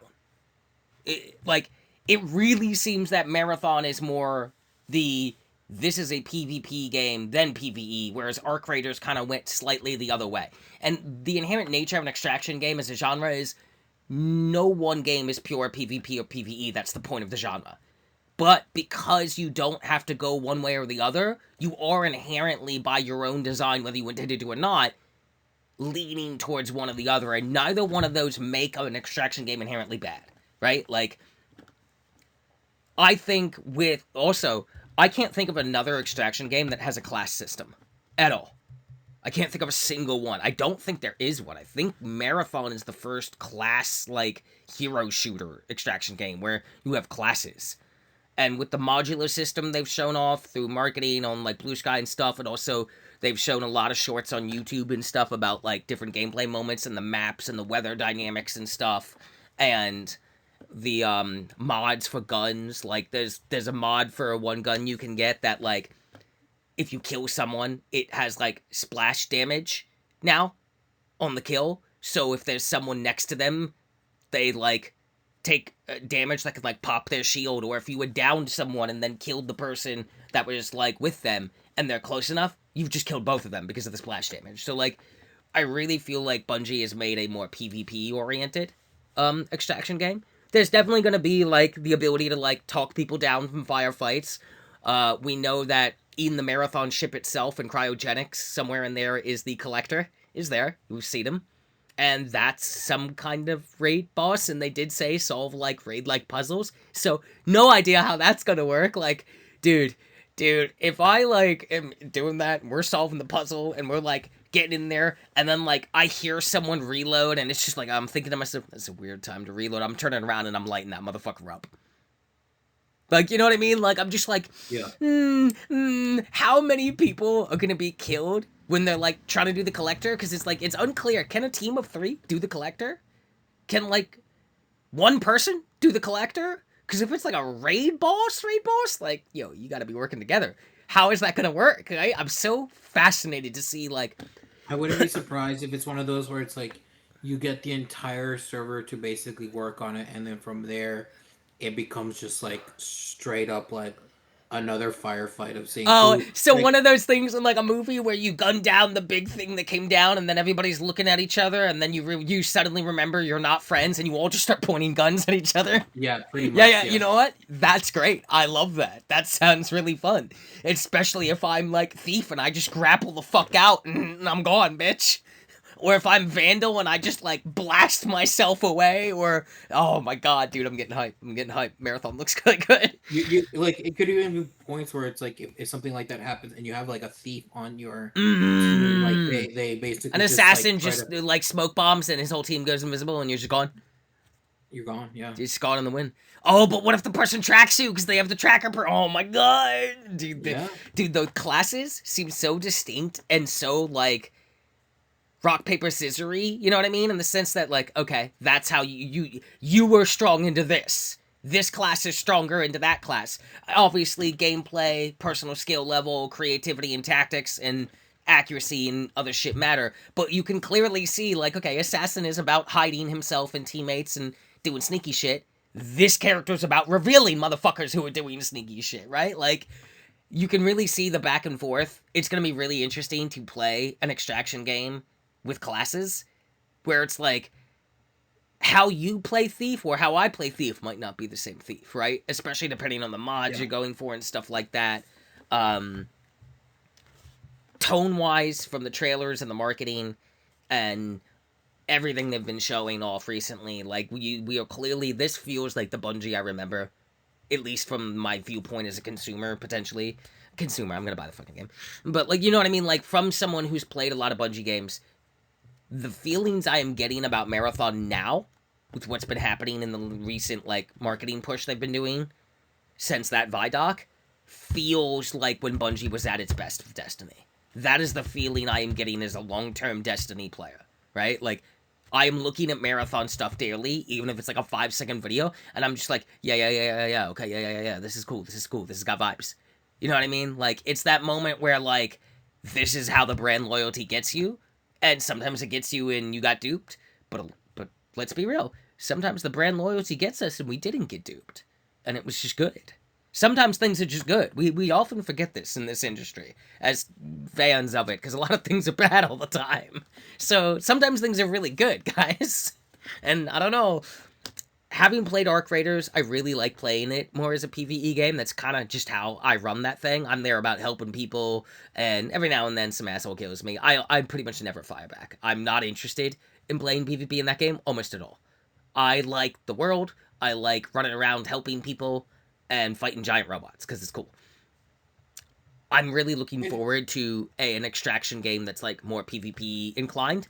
And with COD and Battlefield like no longer uncontested kings, we're in a weird spot where shooters as a whole genre, and I'm counting that as FPS or third party, FPS or third person shooter, right?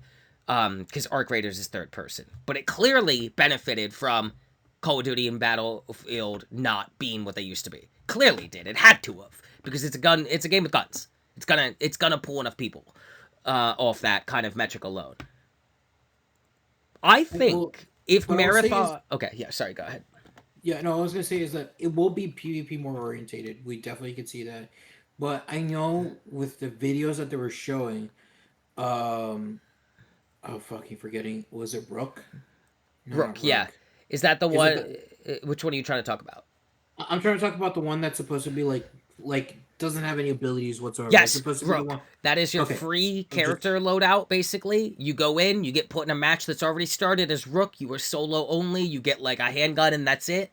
But his abilities let him blend in with like the PvE guys so they don't shoot him. So you can kind of blend in with them to try to take people out or just blend in to get through them and loot places in peace.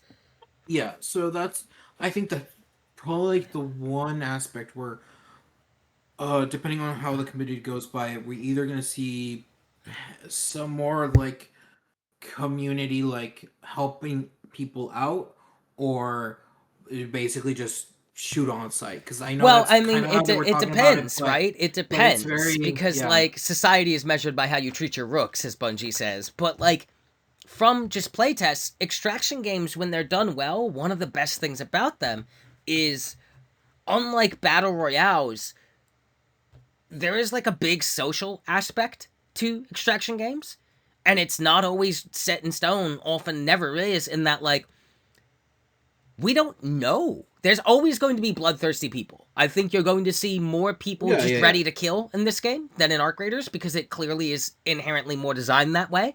But that doesn't mean you won't see people who are just like, yo, yo, yo, be chill, be chill. I'm not trying to shoot you. I'm just trying to get out with what I have, right? Sometimes that happens. Like, that's the nature of the extraction game, is yeah. not everyone has to die every round. You like, everyone can extract. Yes, there are people who are always going to go for that kill. That's a thing in every game that has this kind of thing, right? I think we're going to see a mix of both. I'm expecting more people inclined to just PvP because it's Bungie, they make good shooters, and this game kind of seems like it's a little more leaning towards the PvP aspect and a little less towards the PvE. It is both, of course, like any extraction shooter, but it definitely seems that, like, the fights you're intended to win are the PvP fights. The fights that you could win, but like you can very easily just get fucking overwhelmed is the USCE PvE aspect. And in Arc Raiders, Mhm. you can get overwhelmed by the robots very easily, but like I will stand up and down all day and yell, it's way easier to take on orcs than it is other people. Way fucking easier. Like, yes, the orc can still kill me, and if I fucking play dumb or get greedy, or or the fucking orcs just get a good hit or overwhelm me, like, it just I feel like it's more intuitive to fight PvE style. The game seems to want me to go that way a little more, at least instinctively for me. And everything about Marathon to me sees more PvP, which I'm kind of glad at because what I'm getting at is if Marathon also I'm saying if Marathon does good, I am under the impression Marathon is going to be a success because the vibes I'm getting as a long-term Destiny player are like peak Destiny era Bungie vibes, but also Marathon's pre-orders in one day put it in the top 10 in Steam. For a game that had no interest in it, what, a year ago, because it was like dead on arrival after that first test and then infinitely delayed for a time, seems to be like it's fine. It like if your pre-orders are like, yes, I suppose 85% of those pre-orders might not play the game once they've played it. Seems unlikely, though. I think we're probably looking at the next successful extraction game that's like a big thing. Because if we think about extraction games, name the successes prior to Arc Raiders. Tarkov and Hunt Showdown. That's kind of it, right? Am I missing any? I think that's Yeah, kind of no, it. there one of them that I would have liked to have been a success would have been Marauders, but that one just Yep. basically There fizzled was a out due couple to just in that development. era that like we would have loved to be successes, and most of them flopped. The only two that could even remotely be called a success are Tarkov and Uh, Hunt Showdown, what would you say? Hunt Showdown. Hunt Showdown. Yeah, sorry, I didn't understand what you said a second there. And what's interesting is I don't. Of course, this is just my opinion and stuff. I don't think these games are pulling new players at any rate noticeable. I think the people that are into Tarkov are the people that are into Tarkov. Like, nobody new is going to CSGO. You're either in by now or you're not. You know what I mean? Like, these are very kind of niche, even for extraction games. Like, I don't think Hunt Showdown is rapidly increasing its player base fucking ever. I think the people that are into Hunt Showdown are kind of like into that in the way that most battle royale people, you landed in one of them. If you were a Fortnite person, you pretty much played that one. If you were Apex, you were Apex, right? I think with the success of Arc Raiders and what I'm hoping, and I believe will be a successful game, Marathon, I think we've actually, I mean, for sure, if Marathon is successful, like, if it's good to go, we are now officially in an era of extraction shooters being successful. Like, it actually happened. If Marathon does, like, good, like, real good, like, if it comes close to even Arc Raiders numbers good, like, player retention, that's crazy. Like, that's insane. I didn't think we would ever, like, I like extraction games. I like the concept of them way more than I like battle royales or things like that. I definitely enjoy my, like, go-to shooters when it's, like, round-based and you just try again in the next round. But when all that shit's bad, where do I go? It's really interesting to see the shifts in, like, genre focus that are going on. It felt like we were in the battle royale era for so fucking long. It felt like everything was a battle royale and none of them needed to be, and it was so annoying. The fact that, like, I have Apex instead of Titanfall 3 is fucking stupid to me, and always will be. And now, isn't High Guard a battle royale? I think it's a battle royale, We're coming isn't it? back to it. We're coming back to it. We gotta drop it. We No, gotta no, no, drop no, it. no, no, no, no. We It's gotta gonna, it's gonna get dropped. It's gonna get dropped right into the trash. I am excited for Marathon. I'm looking forward to playing it. I am 100% grabbing the game. If it's good, and I think it will be, there's my shooters, honestly. Call of Duty is gone. At this point, I don't think... If Call of Duty ever gets good enough for me to bother again, I think it's going to be a minute. I think it's going to be a couple iterations. I don't see them really getting this in line. It is weird to think I'm in a world where, like, the big names in shooting are kind of, like, not the big names anymore. I didn't think I would ever live to see that. Because, like, Call of Duty's had some shitty... Fucking Ghost exists. Like, it's crazy that, like, we've actually hit the point where, like, Call of Duty and Battlefield can no longer get away with just anything. And All it took for was me, the thing about AI. that All it took was generative AI. AI, And you thought Gen AI was bad. See, it taught people that Call of Duty and Battlefield and these big names shouldn't just be able to make shitty games just because they have a brand name. I hate that this is what it had to take. Well, no, I hate here's the it thing. too. As I was saying this, I was like, this is the worst silver lining ever. By the thinnest of fucking margarines, is this a good thing? It's like saying, if I punch you in the throat, it's surely better than if I stab you in the stomach. It's like, well, yeah, I guess. Technically speaking. If I shoot you with this 44, it's not gonna be as bad if I shot you with a shotgun. Yeah. Fucking tragic. The darkest fucking timeline. God. Oh my god. Okay. So, is that it for news? Yeah, is that it? Yeah.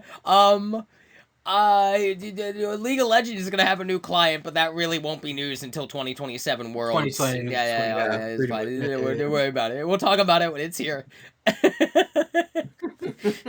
I can't wait to be doing our 100th episode when the fucking new League client comes out. Mark this moment. If we're at 100 episodes before the new League client comes out, bro, hold on a second. How long would this take? This is our 26th episode, so hang on. 26, 27, 28, 29. We do 10 a year, right? Yeah, so 10 this year. No, there's no way. If it comes out in 2020, oh, no, we're not even close. Dude, the new League client would have to take like 10 years. We're at like 25 right now. This is episode 26. If we do 10 a year, we would need to do like 8 years worth of episodes before they put out the new client. And they said we would hear more at Worlds this year. They didn't say it would come out. They just said we'd hear more. There's a real possibility this fucking train wreck of a show gets to 100 episodes before Riot makes a new client that's not written with spaghetti code. Riot, here's your challenge. Can you get this client out before we hit 100 episodes in 8 years? I dare you, Riot. The gauntlet thrown. Mic dropped. Balls in your court, Riot. fucking stupid, dude. I don't want this to take. I don't want this. I don't. I want them to beat us in this regard. I don't want this client update to take 8 years. That's too long. There's gonna be like 700 champions in that game by that point. Fucking League of Legends. Okay, I need to use the bathroom. I imagine you might want to do. Yeah, so I'm gonna pause as well, and we'll come back and talk about our months. Yeah, and then. Alrighty, after a quick break there, we are back. Seamless pause. I would like you to go first, because I talk a lot, as always, so I want to give you reign to start the months off of. What have you been playing, my guy? It has been 3 months. 3 months, and funny enough, not much. I swear to God. I swear to God. Arturo, I'm dropping real name. I'm dropping real name. I swear to God. If you tell me you played Parasite Eve, I'm no, gonna be. funny enough, I wish I did. I needed to I pull my wish I PS3 out. did. This guy. I wish I did. It's because okay. I get it. You Parasite love Eve- the game to death, and I love No, making fun of you for it because I don't no. like the game. But I love that you have never wavered in your love of the game. It's the thing is that Parasite Eve takes place during Christmas, so it's such a good Christmas game to play. But All that right, means I as have to somebody pull that out wants the to watch PS3. Die Hard every Christmas, I'll meet you there. I'll meet you there. It Yeah. is a So, good Christmas game to play. It is a game good enough to play exactly once a year. Am I gonna play it once a year? Absolutely no. it's But just the other people perfect time to might. play it. But no, that means I have to fucking pull the goddamn PS3, set it up, and Fuck just that. yeah. That's a So lot of work just for Parasite Eve. I couldn't. I'd be like, that's what I'm saying. Like, PlayStation, just pull it on the PS Classics. And let me use my PS5 for actually something. Let me use. mm-hmm. God damn it. Man who's only played Parasite Eve constantly says, this is giving Parasite Eve It's like Eve vibes. vibes. Yeah. Boss baby guy, but it's Parasite Eve guy. Eve. Incredible. Uh, That's you. That's you, that's buddy. me. That's you. That's You're me. Parasite Eve guy. You're Yes, Mr. Parasite Eve Parasite Eve. himself. Mr. Parasite Eve himself. It's God damn. just gonna go ahead. Tell me about your month while I type here. Okay, Mr. so the stuff that I played, I finished Proteus with my friend, I believe Okay. either earlier this month or like Remind last me what month. the fuck is Proteus as I pulled up on Steam Proteus here. is like it's a Doom like game. It's a Okay. Yep. shooter. I'm Yeah, remembering talking about this previously yeah. with you. So, we had kind of we're halfway through it. Actually, I think we were even further than that. I just didn't realize. Um, and we've kind of finished up the game, and we're like, all right, yeah, that was the game. Yeah, all right. It's not bad. It's just that I think for what we were expecting, felt a little bit underwhelming in some regards, but like it was fun. We still had fun. Um, we were playing Ghost Recon Breakpoint a bit. We still haven't gone through much of that, but it's just a friend and two friends and I were trying to play through it. So it was like a 3 co-op. Um, it's been hard to like get together and play it, but we kind of have fun with that game because it is open world, so we goof around a lot, and we've been having a bit of fun with it. So we'll see if we continue it or not, or if we just kind of like drop it and just leave it at that. I don't think any of us would be like that uh that heartbroken if we like left it, Mm-hmm. because like I said, we have fun with it, but it's nothing like spectacular. So we'll see how that goes. I did play the Pragmata demo. You That okay? one I did have fun with I finished it in 12 minutes. I'm sure some people have finished it in like half that time. um but like from what the game is and playing it, like I was enjoying it. It's just playing it on mouse and keyboard is so weird because the Gross. the hack panel. That sounds I unpleasant to do that on mouse and keyboard. so what I assume is that on a controller, when you're doing the hacking, you're using the face buttons to move across the grid. The D-pad? That's what I No, no, no, not the D-pad. The face buttons, the like circle, square, triangle, X. I assume that's what you're using to move around. or I don't know what you're using to move Couldn't tell you. the grid. I couldn't tell you because I didn't try controller. On keyboard and mouse, you're using the mouse to move through the grid. You have to hold down a button as you're trying to hack, and then you start moving your mouse across the grid. Um, so it's a little weird at first because I Sounds think weird. they It sounds. I mean, it it's already seems weird to me, but the idea of like attempting to play what that game wants you to do on mouse and keyboard, I would never even bothered if I had like. yeah. Do you not? Do you not have a controller for your PC to plug in? I do have a controller. I do have You a just controller. didn't plug it in. I didn't play it. And I was like, I'll just see how mouse and keyboard works on Oh, this. Like okay, that. okay. I just wanted to at least see how at least that went, and like it felt weird, um, but I was okay with it because I started getting the hang of it. Like Mm-hmm. again, I beat it in 12 minutes. So I assume like it's for most it probably would take less or maybe more. I don't know, but like I got the hang of it. And I was like, okay, I can I can work with this. Like I think I can work with this. So after playing it, finishing it, because it's pretty much the demo that's been out since um Summer Games Show. So I think this was out in the Tokyo Game Show. This was out definitely in Gamescom and stuff like that.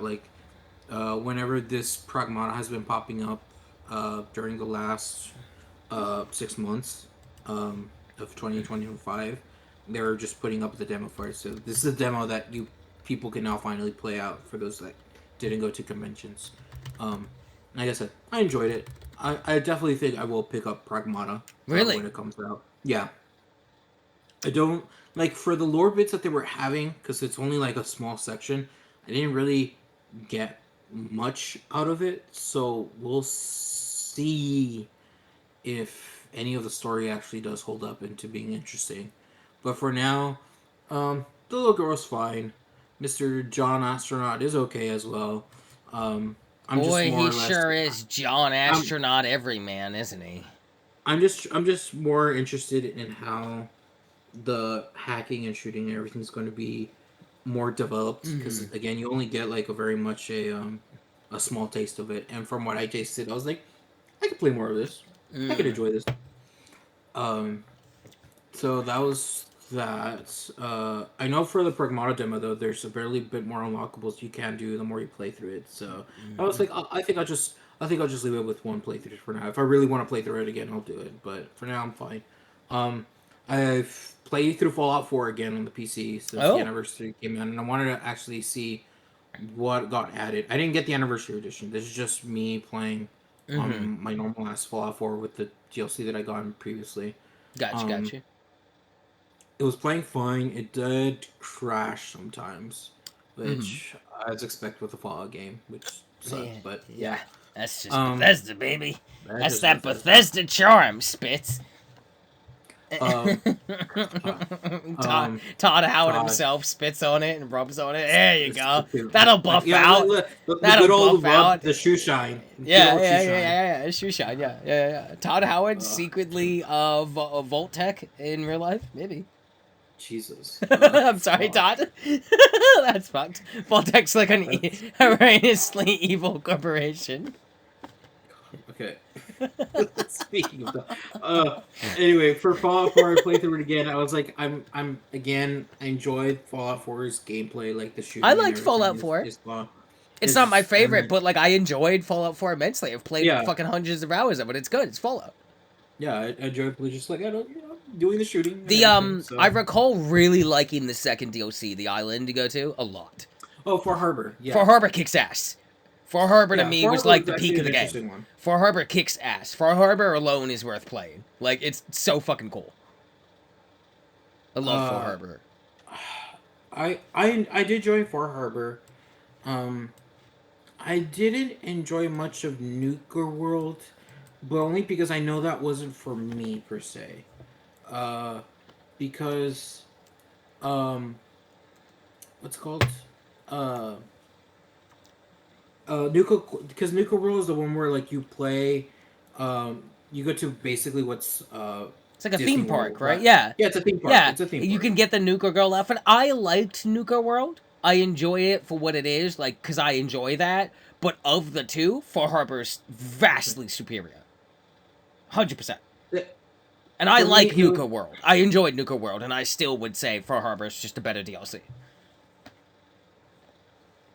it was the fact of like oh, what's it called um it's not the theming that was bad. It's just that Mm. like I'm playing a um because the whole point of the of that uh theme park is that it's a bunch of raiders. And basically it's like now you're either trying to help the raiders or trying to destroy them. And since if you're playing like kind of like the good character, it's like there's no way you're gonna help out the raiders. Or at least like it's always been weird in that regard because like every good choice sort of um has always felt like in that Fallout one has been so weird because everything like you would think it gives you the choice of being good like hey I don't think that's a good thing to do. It's always like in agreement to what the what the Raiders want. So Mm. I was like, okay, that's weird. But so I just decided to go and kill the Raiders, Mm. as I do. Um, and that was the end of that. So like kind of any really good content Oh, I didn't get. I got a sidebar right here. Are you like Yeah. playing cookie clicker or something? What is all this clicking? League of Legends. Get the fuck out of here! No, you are not doing this podcast and playing League of Legends. That's incredible.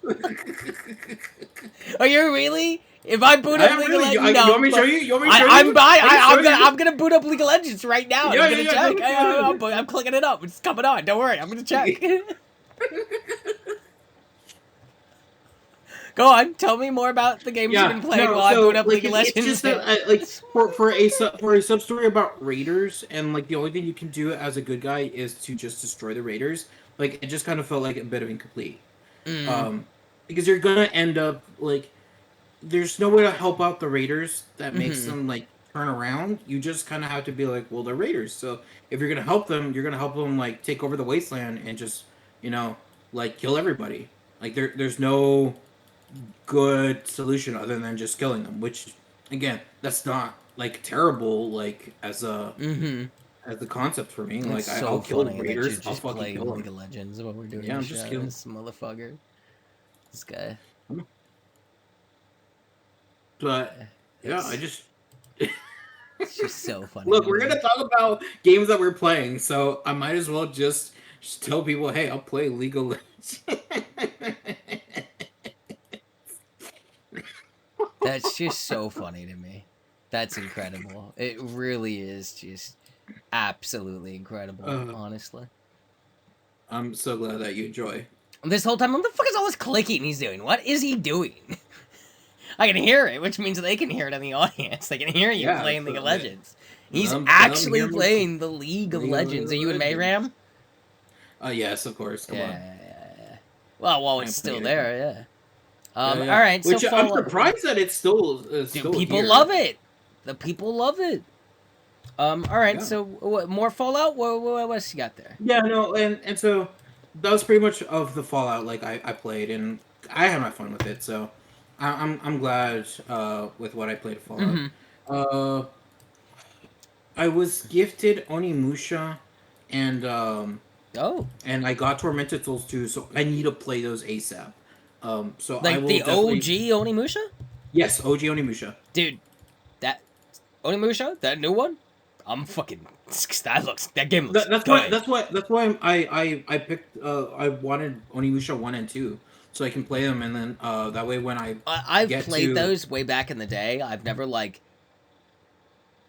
in any modern sense. Like I've never played them again. But I remember playing them a lot, and I have fond memories of them. And Onimusha is one of those franchises where, for the game to be good, one key thing needs to happen. It's really simple. You ready? yeah. Onimusha is fucking stupid. Affectionate. Onimusha is fucking stupid. Like the plot to this game, this whole franchise, fucking nonsense. absolute just clown shoes.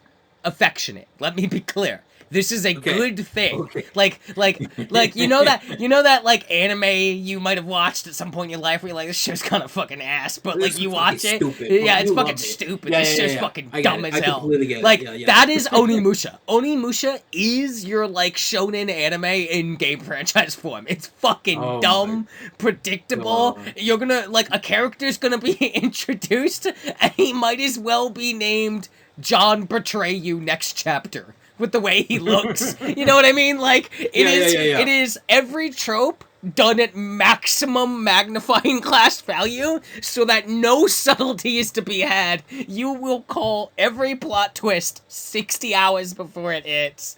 And the character themselves, of course, will be like, "Oh, I can't believe you betrayed me." And it's like, this guy has just been standing in dark rooms, Bro chuckling is to looking himself. menacingly every time. I don't know what you Like, expected. you know, what's his name? Voice actor guy, Pro ZD.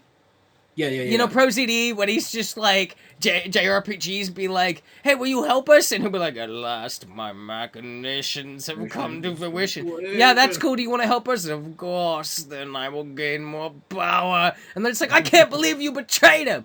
Are you serious? He's just been Yeah. like monologuing demonically for 60 hours. That is Yeah. Onimusha, except that's the whole game. The whole Yeah. game is just like one giant filler episode of Naruto, and it's fantastic for it. God. Okay, I see. So just be prepared for how fucking stupid Onimusha is.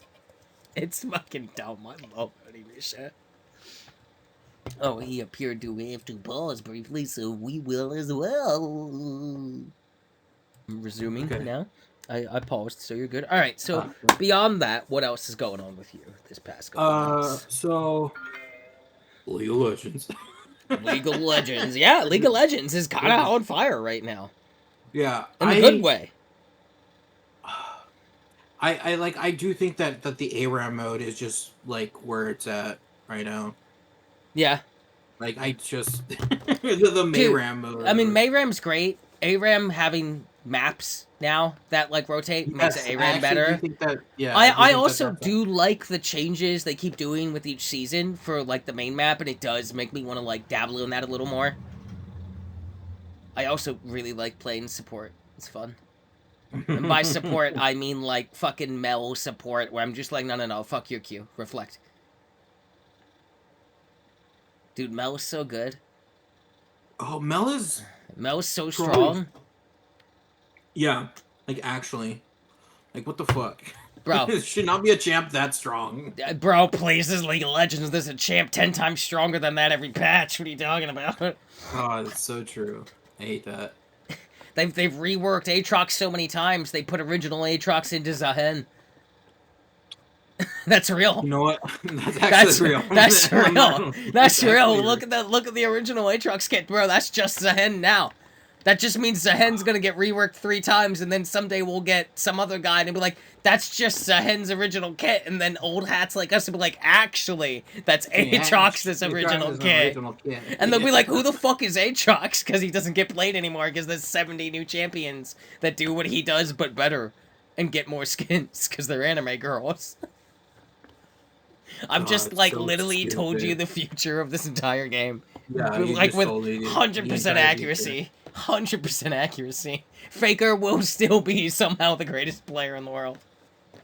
The best player. He'll just be like in a wheelchair. He'll roll out there like fucking Professor X. Assemble to me, my T1 members. SKT1 to battle. Okay, stop before we get sued. You gotta make it different. Ba ba ba ba ba ba ba. We're just gonna skip every other note. My T1 members, no. Just like X-Men 97, Charles Xavier playing League of Legends. My jungle, no. No. Scott, that grub wasn't worth it!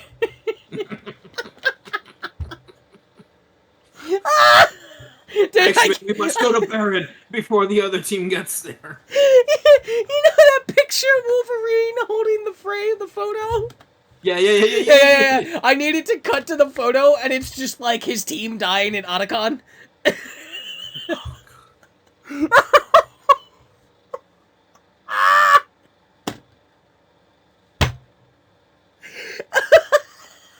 I just think I can't get the visual image of fucking X-Men 97 crotchety, bald ass fucking old conniving man, Mr. Xavier, rolling up into his private room and sitting there to cue into some fucking League of Legends. Ah, God. my support! They're overextending! No! My gold economy! Buy pinks, Worst. you losers! Go to Dragon. What are you doing? It's a trap! My X-Men, I mean my teammates!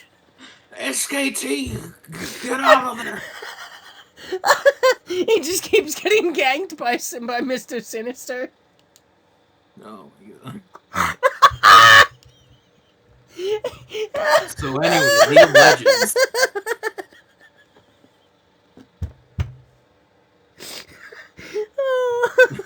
This was a thing about League, I guess. Go on, yeah. Um, it's just been Mayram, honestly. Yeah, yeah, I it's think been the only thing Mayhem. I think the only thing I could think of as well is just that like there was a new mode also added, what's supposed to be their like seasonal, like throughout the entire year. Um, like external game, I guess, ARG, whatever you want to call it. Um, of basically like it's a city builder. Do you know what I'm talking about? Yeah, yeah, yeah. The little Yeah, like yeah, Lux mode. yeah, yeah, exactly. So there's that going on. I don't. I think like the only thing that like people are like just it's just to get the free orbs that are like at the start and then like chapter 4. That's pretty much all I'm trying to go for. Yeah, yeah, yeah, yeah. But I don't know. Yeah, just there's leak and yeah, Yeah. yeah. Oh my god. Wow. Oh, bro, it's hard to stop talking about X-Men once you start talking about Yeah, X-Men. This is why it happens to the Beard Bros all the time. just get into it. Look, that song also just childhood, just fucked up. It's okay. Okay. Incredible. Incredible. For other stuff I played, I was playing Silent Hill F. Oh, I that's completely, right. I completely buffed it. I completely buffed it. Buffed it? What does Um, that mean? I messed up. Like I just messed up. So the thing about Silent Hill F is that um, what's it called? You uh your four endings. Jesus, I couldn't even think. There's four endings to the game. And I had gone the first ending, as you do first time around, and I got the third ending. And so you need at least ending 1, ending 2 or 3 in order to get 4, because you have to unlock several things. Um, and as I was trying to do ending 4, I fucked up and forgot to do one specific task during my playthrough. So instead, I got ending 2. So I now have pretty much all the endings, as I'm about to get ending. What's it called? Ending 4 on this playthrough. I was trying to finish it today, but I didn't get the chance to do so. Um, so I'll see how that ending goes. But ending 4 is, people consider it to be, or the true ending per se, and I can Hmm. see why. At least in terms of just like the playthrough, because every different throughout the playthroughs, whenever you do different like as you're trying to complete the stuff for each of those endings, like you'll get different cutscenes and different dialogues. And I'm seeing like what those dialogue options are coming to being. And so I I can see that I do think ending 4 is probably gonna be like my the one that I enjoy the most um seeing and like feel more satisfied. Because the other endings always felt like a tinge of like sure you finished it, but something always felt off, if that makes sense. Yeah, yeah, yeah. I get you. I get you. I mean, that's Silent Hill, but yeah. Yeah, no, but like the thing is that like um even I guess even with Silent Hill 2, like the ritual ending, I guess like you still had something bad happen in that one, but um I do think that Hmm. uh with Silent Hill F, like can I get into spoilers for Silent Hill F, or should I just avoid Yeah. Go entirely? ahead. Yeah, I don't give a fuck. I don't know because I don't know if you were actually gonna play through it or like If see I through it ever or play through it, I mean, I've watched Scary Game Squad play it. If I ever play it, it won't be anytime soon. Go ahead. okay. So you've already know about the first ending, right? The one with the Yeah. pills. Yeah. Okay, so you know that's fucked up, and it's like, okay, so what's happening? Like, what actually is going on?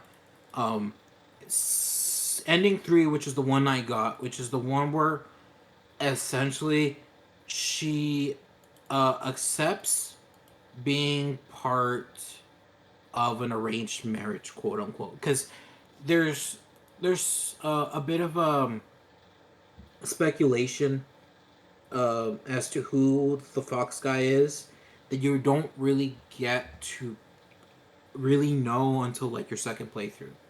Um, and it's supposed to be a dude. Wasn't it Let like me the kid that got bit by a fox in the Yes, fucking that's yeah. the guy. Yeah, That's it's the that one. guy. It's the guy. Yeah, They were like pen pals or something at some point or whatever. I don't fucking know. they just helped. They just kind of helped. Like she helped him out when he got bit by the fox. That's pretty much it. As far as I can remember, because I didn't really see much of it. I thought that was kind of like the whole point. It's like, oh, I helped you Mm. out, and like he feels like affection towards Soper, um, and and you see it like a bit in the in uh during the playthrough. You see uh there's like this room in the school where there's just like a bunch of like weird desks, kind of like in a circle, and there's like names on Vaguely, the I board. vaguely remember this. Yeah. Yeah. Yeah, and if you go into that and like you see the names and they're all trying to play the fox game, which uh uh what's it called Suzumi's sister told her don't play that because it's dangerous. um or Hinako, sorry. um but they decided to play it, and then when that whole room like does its thing and you see the names on the board again, it says how everyone dies, um with Hinako disappearing, Shuei, I think it was like suffocation and stuff like that, and Mm. like it pretty much kind of doles out how everyone um kind of dies off in the first time you play through it. Like it's the exact same deaths, Oh, okay. with only one person being the winner of the Fox game, and that being the guy that you rescued when he was young, and so kind of the point of the third ending is that he gets his wish, Mm. and like um Hinako becomes his bride.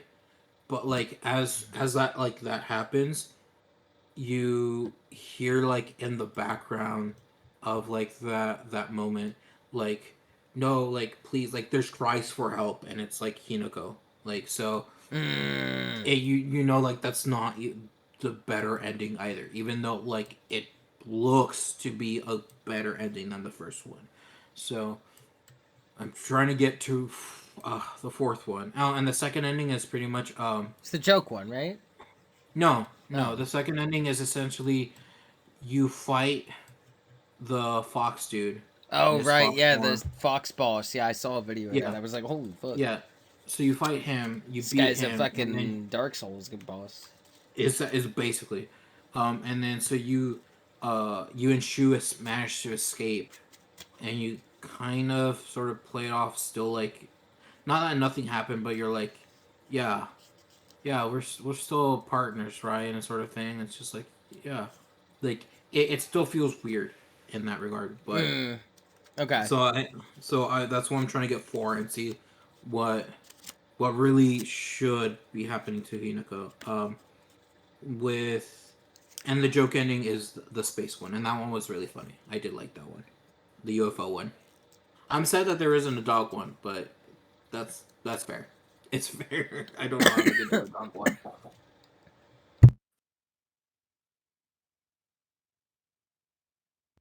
Yeah, can't always be a dog one. Well, I believe he had to briefly mute again here. Yikes. That's okay. I think I can vamp for a little bit here. Uh, I can't vamp. I've lost the ability to vamp. So brief pause. We'll be back. I don't know how close it. You're But good. You're good. I do think it was appropriate that it's called Silent Hill F because that F can stand for a lot of things. I don't know Mm-hmm. what the developers meant it for it to stand. They probably meant to leave it as vague as it could, but yeah, no, I think Silent Hill F can stand for a lot of things, and I think that's appropriate. And Hmm.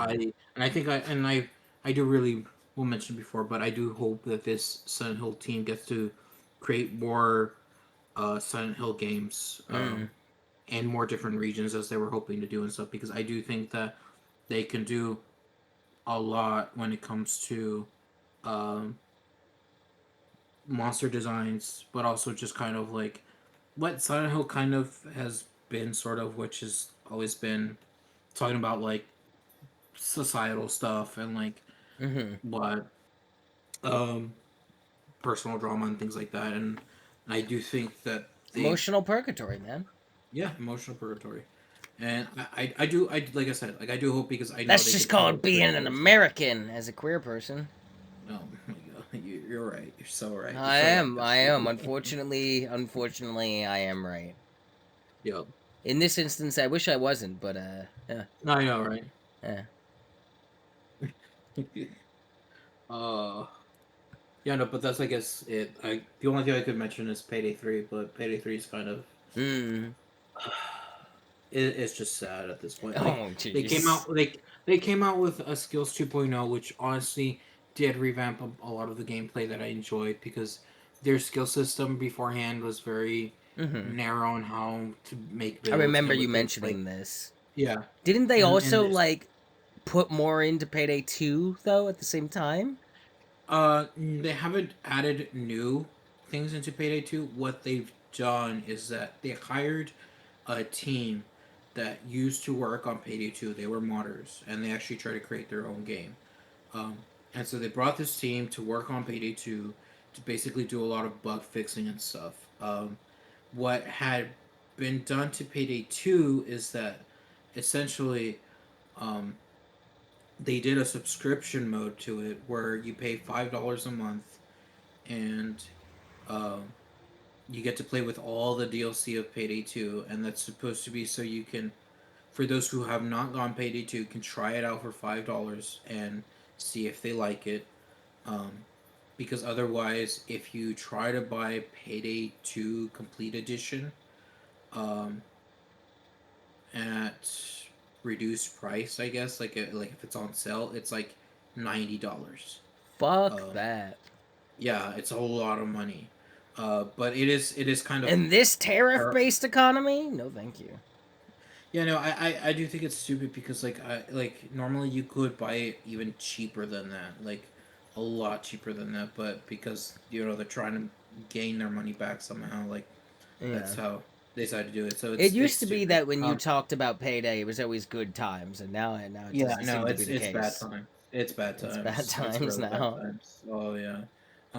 I think the other thing you could say is also that sucks for Payday 2 though, is since last year and even the years before, a lot of content of Payday 2 had to be removed Hmm? because it was copyrighted stuff. Oh wow. Like they just Okay. didn't have the licensing for it anymore. Like uh, them working with John Wick, them working with the Hardcore Henry, Oh like for jeez. characters, Wow. and yeah, so a Okay. lot of that stuff, like they had to just basically remove the game because they just didn't have the licensing rights for it anymore. So those that didn't get the chance to buy that stuff just Wow. don't have access to it, even if they buy like the Ultimate Edition Hmm. of it now. Like they just can't Dead get by access to Daylight it. has had that happen a couple times, but not like a lot. Once or twice, and usually it's years and years and years and years in between. Yeah, no, that's what I'm saying. Like only recently, because like a lot of the Payday 2 stuff like has been out since like what 20. Fuck, I have to look it up, but I wouldn't know. It's been a minute. it's been a minute. But like yeah, like this was years years ago, like Hmm. just years when they had it, and then only recently did they have to remove it. But it sucks because it's just like oh damn, like now you Dude, can't play what a like certain what heists a because they dark just timeline you're in right now. You went oh from yeah, like Payday is great and Yakuza is great it's to great. Yakuza is bad and Payday is bad now. Yeah, yeah, yeah. Everything But I hey, at loved. least you're getting Gang of Dragons. We're getting Gang of Dragons. You have new Yakuza, The better saving grace. Yakuza. It feels as if everything I loved is being destroyed, and I'm having to look through the ashes to see if I can find anything great. Starts poking the bloated overstrained corpse of Parasite Eve. Come on, Come come on. on, do something. Come on, do the thing. Come on, you got another in you. Come on, I'm literally just only asking for like just the PS parading the One corpse out like you're fucking propping him up there. I'm only asking for like them to add the PS1 on the PS1 Uh, Classic. That's all I'm asking. Like minimum, bro, just add it there. no, never. Never. Only NFTs that are tangentially related at best. Fuck. Dude, that was the worst. That was like the worst moment for you. I hate it. They were Oh like, god. Parasite Eve is back. And everybody was like, And then it was like, NFT I scam. Bro, hate it's the fucking worst. Alright. Anything else you've been jumping no, on? No? That's been it? no. That's Okay. been Alright. So, um, I beat Stellar Blade. Stellar Blade is really fucking good. The yeah, plot's how's kind of it like basic as fuck, but enjoyable.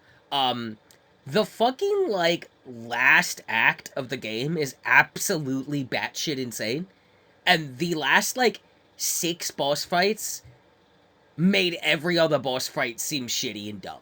This is a good thing I'm saying. Like all the boss fights were great except like one where I had to fight 2 previous bosses from before at the same time, and it was just really annoying.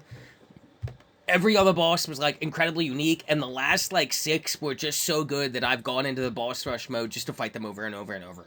It's so fucking fun. The combat in that game is so good. Getting good at like the parry system and the deflect and the dodges and all that. It's very satisfying. The soundtrack is absolutely amazing. The fishing is incredible.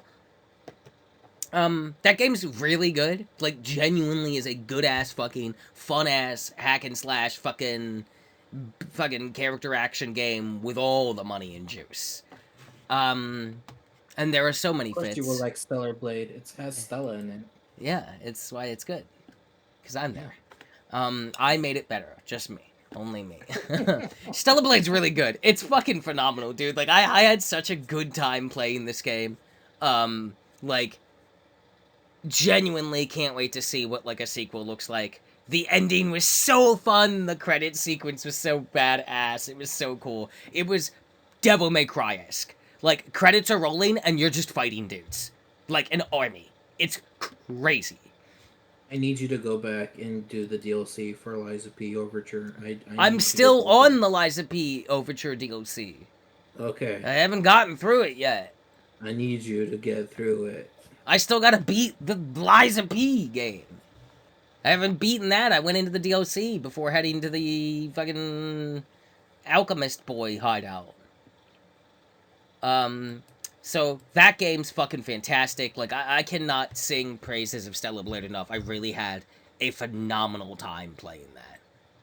I think I had as much fun playing Stellar Blade as I did playing Devil May Cry 5. I think I genuinely enjoyed it that much. It was super, super fun.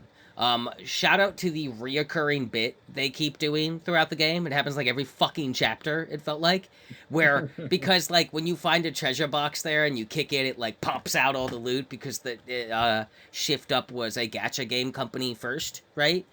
It's Yeah. Goddess of Victory, Nikki thing, whatever, Nike, whatever the fuck it is, who cares? Um, Yeah.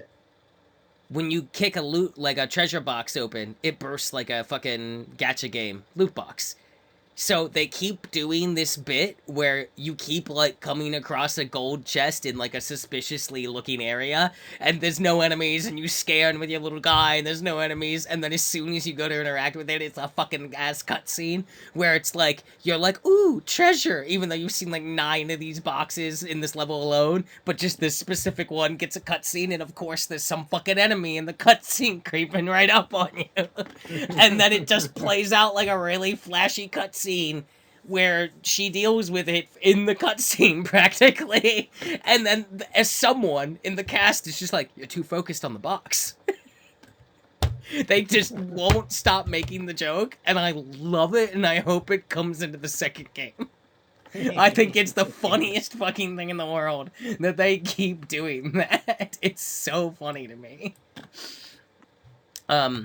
Absolutely incredible soundtrack.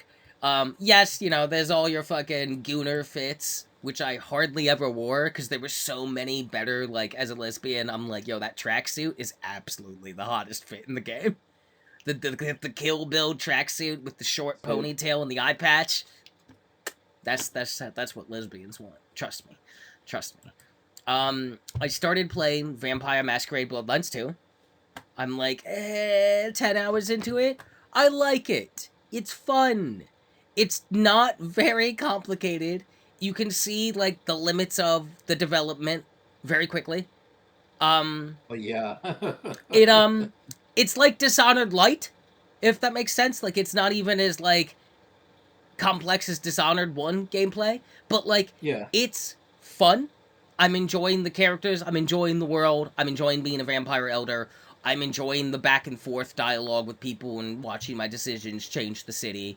And you do feel like a fucking badass fucking vampire, and it's cool. It's a fun little adventure game. I think if I was gonna recommend it, I would recommend getting it on sale like I did. I got it quite cheap. I got it for like 20 total, maybe 22. I think for on a sale, it's worth it. It's fun. It's a good little story. I'm enjoying playing it and making decisions and like interacting with the fucking Vampire the Masquerade's world, which is a fun, nuanced world. But it's not like blowing me away in any way. But it is a fun little vampire detective light action game that's not too bad at all. Especially if you got it on sale. Okay. I've been playing a lot of Arc Raiders. I have like 70 hours in. I'm like level fucking 50 something, maybe more. I like the game quite a lot. I really like the difference in the maps and how they stand out. I like the way the Arc enemies like react to you and the different types of enemies, and fighting the big ones with a group of raiders is really fun.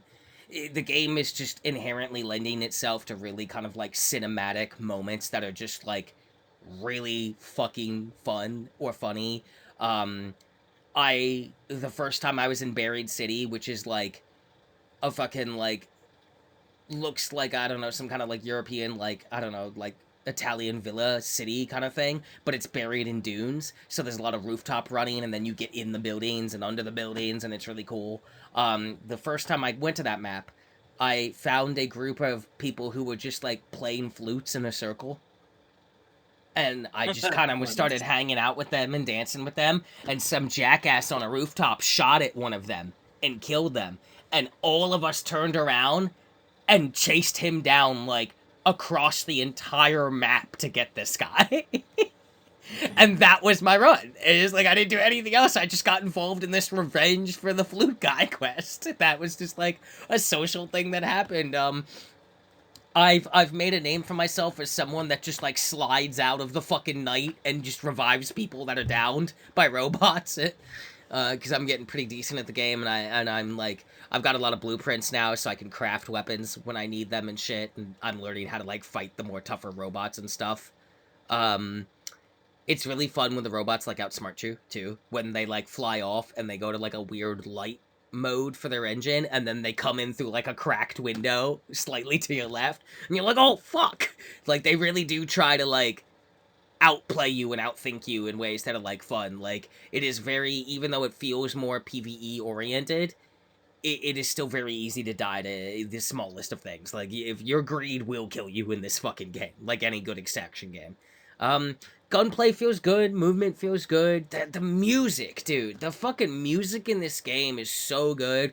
I really like the aesthetic. Also, like I like this weird retro future but post-apocalyptic at the same time is a weird mix, and I really dig it. I like that, like, as updates come out, they occasionally put out these things called decks, which are just like a pass that you go through at your leisure just as you're completing your daily challenges. You earn the currency for any of the decks. You can buy them in any order. They work exactly like war bonds, except they're completely free every single time. You do not pay a penny for the war bonds at all. They just like they give it to you in the update. You just have it. It's there. And you could grind them all out at your leisure. They never expire, and they even include a hefty amount of like premium currency for you to just get free. And it's super fucking easy to do. Um, Getting out of like runs, waiting until the last minute feels really good. Dealing with increased like arc presence in the maps if you're doing things like a night raid where there's less exit ways but the loot is better, and there's different like kits and augments you can go in, so you can go in with like the tier 2 combat augment, which is capable of being equipped with light or medium shields, which slow you down a bit but help reduce damage for a bit. That thing, if you're not in combat, heals you for like 5 health every like second if you're not in combat. There's ones that throw off the little spider dudes that grab onto you, that walk on the ceilings and give big facehugger energy, and they're fucking awful, and I hate them. I really like the lore is being built up. There is like a story being told. There is like interesting lore and interactions going on. I think in the long run, this game can be even better than it is, and I genuinely think Arc Raiders is quite fucking good. There is a reason this game has retained 85% of its player base. Like, the game is good. It is exactly what it needs to be. It is a very good fucking well-made extraction game with a lot to do already and more coming. They just released their roadmap for the year, or for part of the year, I should say. We're getting in, I think, next week, because we're getting an update January, February, March, and April. January is just like a new player project, which is like a limited time event, like the Cold Snap, some new map conditions, because there are map conditions like electromagnetic storm where it's piss pouring rain, tons of lightning everywhere that can hit you but also can hit the orcs, and the lightning can hit like certain areas and leave a fossilized like rock there because it fucking like burns it to a crisp. There's like there's rain stuff sometimes, like, so there's major map conditions like the cold snap where everything's winter and you have to deal with cold like actually killing you, and there's increased loot but increased danger and special loot you can only get there. There's electromagnetic storms. There is lush, which is like way more plant stuff to pick up. There is also sometimes you just go into a map and it's windy as fuck or rainy as fuck. Sometimes it's sunset, sometimes it's sunrise, and all these little conditions do add up and change how the map plays and feels. We have a wide range of like map aesthetics right now. I really like what we have going on. I'm hoping we get a volcano map at some point because there's a volcano part of the map. We're getting a new map in April. There is a new arc enemy type coming in February and March, and then a new large one coming in April. The large enemies, they are fun to fight, dude. It is literally like you are just dudes running around, like, fighting a fucking transformer, essentially, with your fucking, like, revolvers and shit. It's crazy. It's very, like, cinematic, very video game, high octane, like, this is ridiculous what we're attempting to do. Very fun. Really fun. I haven't really dabbled in a lot of PvP. I tried a little bit, but, like, the way the game plays to me makes me not want to really do a lot of PvP so I don't end up in super PvP only lobbies, which will happen if you do a lot of PvP of your own volition. It'll start matchmaking you slowly with people also looking to just kill. I'm looking more forward to doing that in Marathon with a game that's like snappier and faster and more built for that. I'm very much enjoying Arc Raiders as a PvE adventure. Um, I've had fun just giving out blueprints. At one point, I rolled up to somebody and just dropped 30 ducks next to them and left. Didn't say a word. Just walked up and they looked at me and you could tell they were like, "Oh, you friendly?" And I just wordlessly dropped like 50 fucking ducks or whatever from my inventory and just walked away. Um, at one point, I was just in like a courtyard surrounded by glow sticks in the night, just playing a guitar, and just attracted like a bunch of people who then left me with like a bunch of gifts for my performance. It's it's an extraction game that's really like doing the thing. It's fun.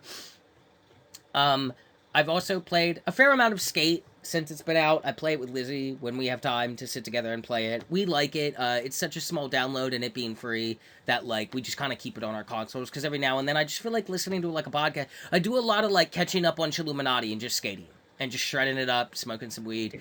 I Very really chill. Yeah. enjoy. I enjoy Skate as a game that is free to play. That I just want to skateboard. I just want to skate.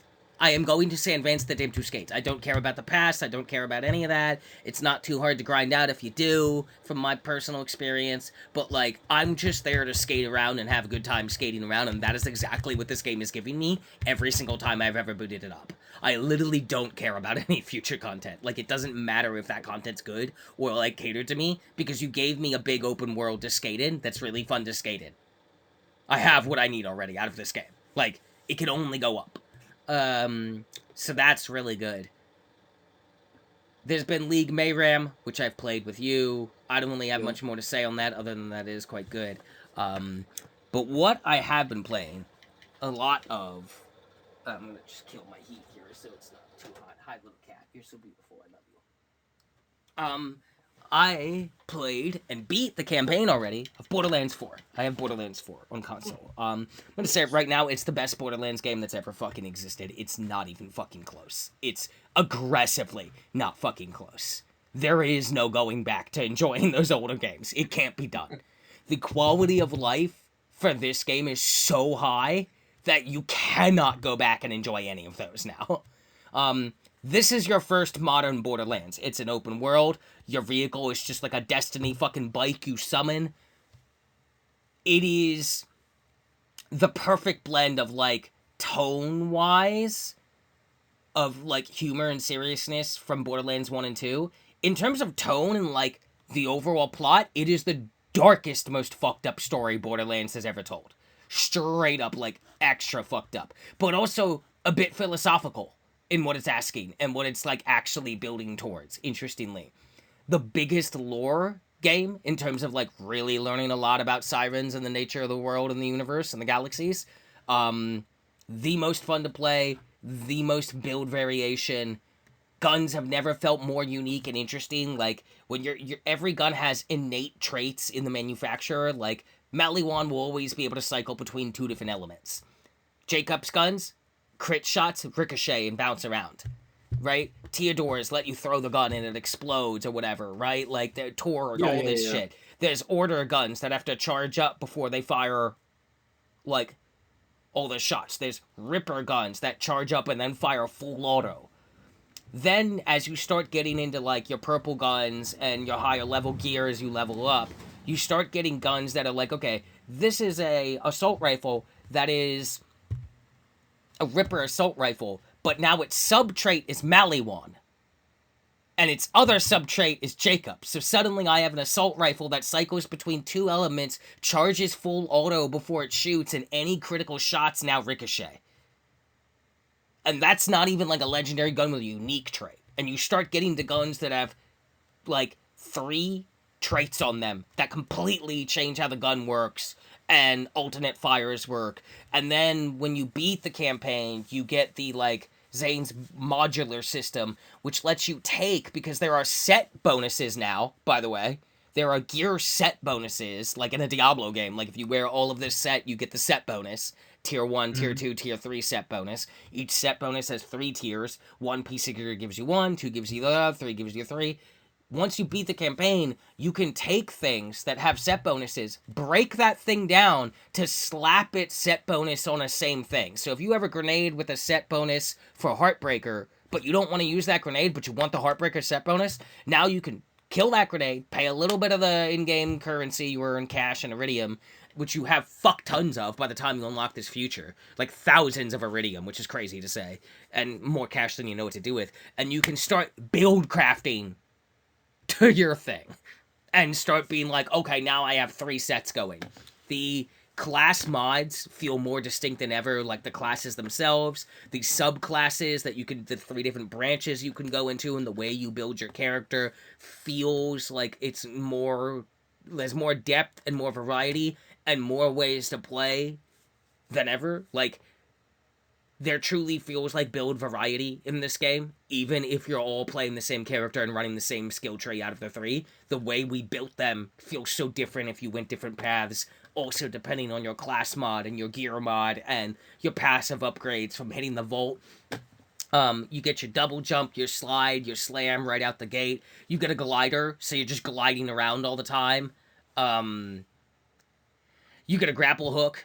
Movement is a big thing. You have air dashes in this game. Like, you are moving all the time because enemies are much smarter in this game. And the way enemies in this game, as you, like, get through the game, they start to get, like, affixes on them, like Diablo and, like, Destiny does, where it's like, oh, no, these dudes are, like, linked together, so you can't just kill one of them. You gotta kill all of them because they just keep healing each other. Or this dude sits here just to shield this guy, so you gotta run through his bubble shield to get in there to hit anybody. But these dudes are electrified, so anytime you shoot them, it shoots back at you. There's health draining enemies, there's invisible enemies, there's enemies that are invisible and solely exist to only make other enemies invincible until you kill them. Like, there's nuance and planning to the way you fight things on the high end of the game that, like, isn't there in Borderlands prior to this. This is not simply bullet sponge anymore. You do have to, like, start fucking thinking about what you're doing a little bit. Like, especially at the high end. I've still not been able to get a group to beat the raid boss, Bloom Reaper the Invincible. It's very tough. I would like to. They gave out the first bounty pack as a free update instead of it being a DLC. There's still going to be 4 bounty packs that are part of the paid DLC bundle. The first one just became free. Each of those gives you, like, a short storyline of quests to go on, a unique small area. The first one was Christmas themed, it's Mercenary Day, and you get, like, a bounty card in there that as you do your daily challenges, you just earn points on the bounty card by playing the game and leveling it up and doing the daily and weekly challenges. And you spend those points on unique cosmetics only in that bounty card. There's no expiration date if you own the bounty update. Like, if you, everyone owns Rush's Mercenary Day update because it was given out for free. So when the bounty DLCs come out, there will be 4 more of them. They are all part of the bundle, or you can buy them individually as they come out at your leisure. And once you have them, you have them. There's no time constraint. You know, it's like, it's a battle pass that's not a battle pass. It's that kind of fucking thing again. Yeah, And yeah, yeah. there's going to be 2 Vault Hunter DLCs coming that are like a major area. Will be like a big area added to the map. And new Vault Hunter and, like, continuing the story post-campaign. Genuinely, like, couldn't put it down. I have not had this much fun in a Borderlands ever, and I love Borderlands. Like, could not put the game down. It was, like, all I played for a month straight. Fucking absolutely incredible. I think I hit, like, 50 hours in the game within a week. I think I'm Probably will get Borderlands 4 once it has the Game of Year edition with like I'm everything like, included I in it. think I'm like 80 something hours in. I will always be down to play it. I can't wait to play more. I already have 2 characters. I might start a third. Um it's fucking good. It's also interesting because it has, like, live events and, like, rotating world events and stuff. So it's like doing live service stuff, but it is not a live service game. It's like a single player or co-op adventure game that has, like, live service things in it technically, but none of those things expire, so it's not really live service at all. Yeah. Like, but it there's just things that pop up in the world as you're running around. And if you go to them, you can do them. And if you don't go to them, they just expire and then they'll pop up somewhere else. Right? Like, it's got like Yeah, yeah. Destiny 2, like those random events you could find and you could trigger like harder versions of them. And then there's like the Gordello world event that you have to go there when it's active and do it, and it's on like a cooldown. There's world bosses that are on like a cooldown after you do them or whatever. Like, it's mimicking live service without being it, which is, spoilers, really fucking enjoyable. Really enjoyable because it's giving you lots of things to do without like FOMOing you, which is nice. Very fun game. Quests were incredible. Even the side quests were all incredible. The humor is on point when it needs to be, and most of the time it's not trying to shoehorn in dumb jokes. It's funny where it needs to be, and it's serious where it needs to be, and it's absolutely super fucking fun to play every second of the way. It's so fucking good. I could not believe like how much I was loving this game. I almost regretted getting Ghost of Yotei first, was how much I loved Borderlands 4, and still do. I don't, because Ghost of Yotei is a fucking masterpiece, and I can't wait for the Legends update for that. But Borderlands 4 is very fucking good. Very fucking good. And is, in my opinion, clearly the start of a new trilogy. I think we're getting a 5 and 6, Okay, definitely. interesting. The Okay. the platinum for that's based off the story settings and things said when doing the vaults that I found after the story and getting some extra lore about things and some side quests as well. The platinum for Borderlands 4 is called, well, shit, I guess we have to make BL5 now. It's pretty good. It's pretty good. It's pretty good. So other than that, two more things I've been playing: 2XKO and Deadlock. I played 2XKO for like a month straight in early access before my controller died, and then by the time I got my controller, I wasn't like trying to like do too much with the PC at that time. Um, so I didn't really get to play it as much as I'd like, but I'm playing it every week. I try to play a little bit every day on PlayStation. So I'm really liking it. I've always liked it ever since I got to play it. I'm loving how the game feels right now. I love playing 2XKO. I want to play it all the time. It's so good. I definitely am struggling to like get my combos clean, but that's the game. You know, I gotta practice it. Gotta stay at it. I am currently spamming Caitlyn Vi like all the time. Oh, you muted. I don't know if you're still here. I don't know if he's still here. We might have to take a brief pause. All right. So I was talking about 2XKO. Caitlyn's out. I'm currently spamming Kate Vi in lobbies. Haven't stepped into rank. My combos are shoddy. They need work. You know, I haven't seriously tried to play a fighting game in probably 20 something years. So I really like 2XKO. The fact that it's free makes it a really easy kind of like, I'm gonna put time into this and try to like get good at it and learn the game. I'm really Yeah. enjoying it. I'm like genuinely, I fucking love this game. Um, I get blown the fuck up a lot, but sometimes I do the ass kicking. We'll see how it goes. Yeah, I saw that perfect. I saw It's it. it's fucking fun, dude. It feels so good when you're playing, dude. I'm like loving the fighting game so much. I love that these characters I have like some attachment to. Caitlyn is so fun to play. Definitely a me type. At some point, I need to do 5 duos in a lobby with people so I can get an extra free unlock token. Even though I have one still and I have everyone unlocked that I want, the only people locked for me are Warwick and Braum. No, Warwick and Blitzcrank are locked. That's great. Okay. Yeah, because a lot of them are free to start with. Yeah, you get Yasuo, you get Darius, Darius, you get Echo, Braum, Ari, Echo. um, I think you get Alawi. Maybe, yeah, I think I you think might get a so, lot because of the yeah. only people, as far as I remember, I have only bothered to unlock Vi, Jinx, Timo, and Kate. I have not unlocked anyone else, and I still Okay. have an unlock token. So I think the others are all free, other than Warwick and Blitzcrank, who I have no interest in. Um, that game's great. I can't wait. Like every season, a new character. I really enjoy playing this game. The season pass is very much like the better version of it. It's pretty fucking easy. If you're playing 2XKO, you're gonna complete the pass. It's not a fucking. It's so easy. Like, it's this type of thing where the mission stacks, so you get your week 1 missions, and those are just there until you're done with them. And then week 2, week 3, and they just. So it's not like they expire. There's no time limit. You get your dailies and shit and all that. Um, Pretty in-depth training systems to learn practice combos and stuff. Really good, like, actual training mode.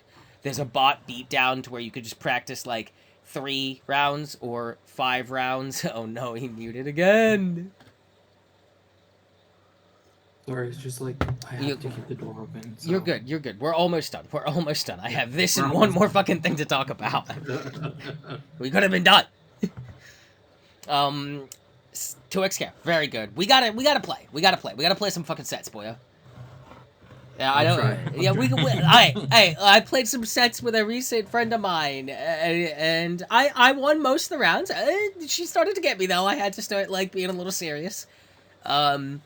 And I'm no best either, and like I just like playing fighting games. I'm already like I'm in the Super Beard Bros Discord trying to be like, hey, who's trying to play 2XKO? You trying to play some sets? You want to play some sets? Let's play some sets. What you got? I'm currently spamming Kate and Vi as my main duo that I'm playing. I was Ari Timo before that. Sometimes when I'm feeling extra saucy, I just pull out Kate and Timo and I just alternate between throwing different types of traps and shooting you with different things, and I imagine it's really annoying.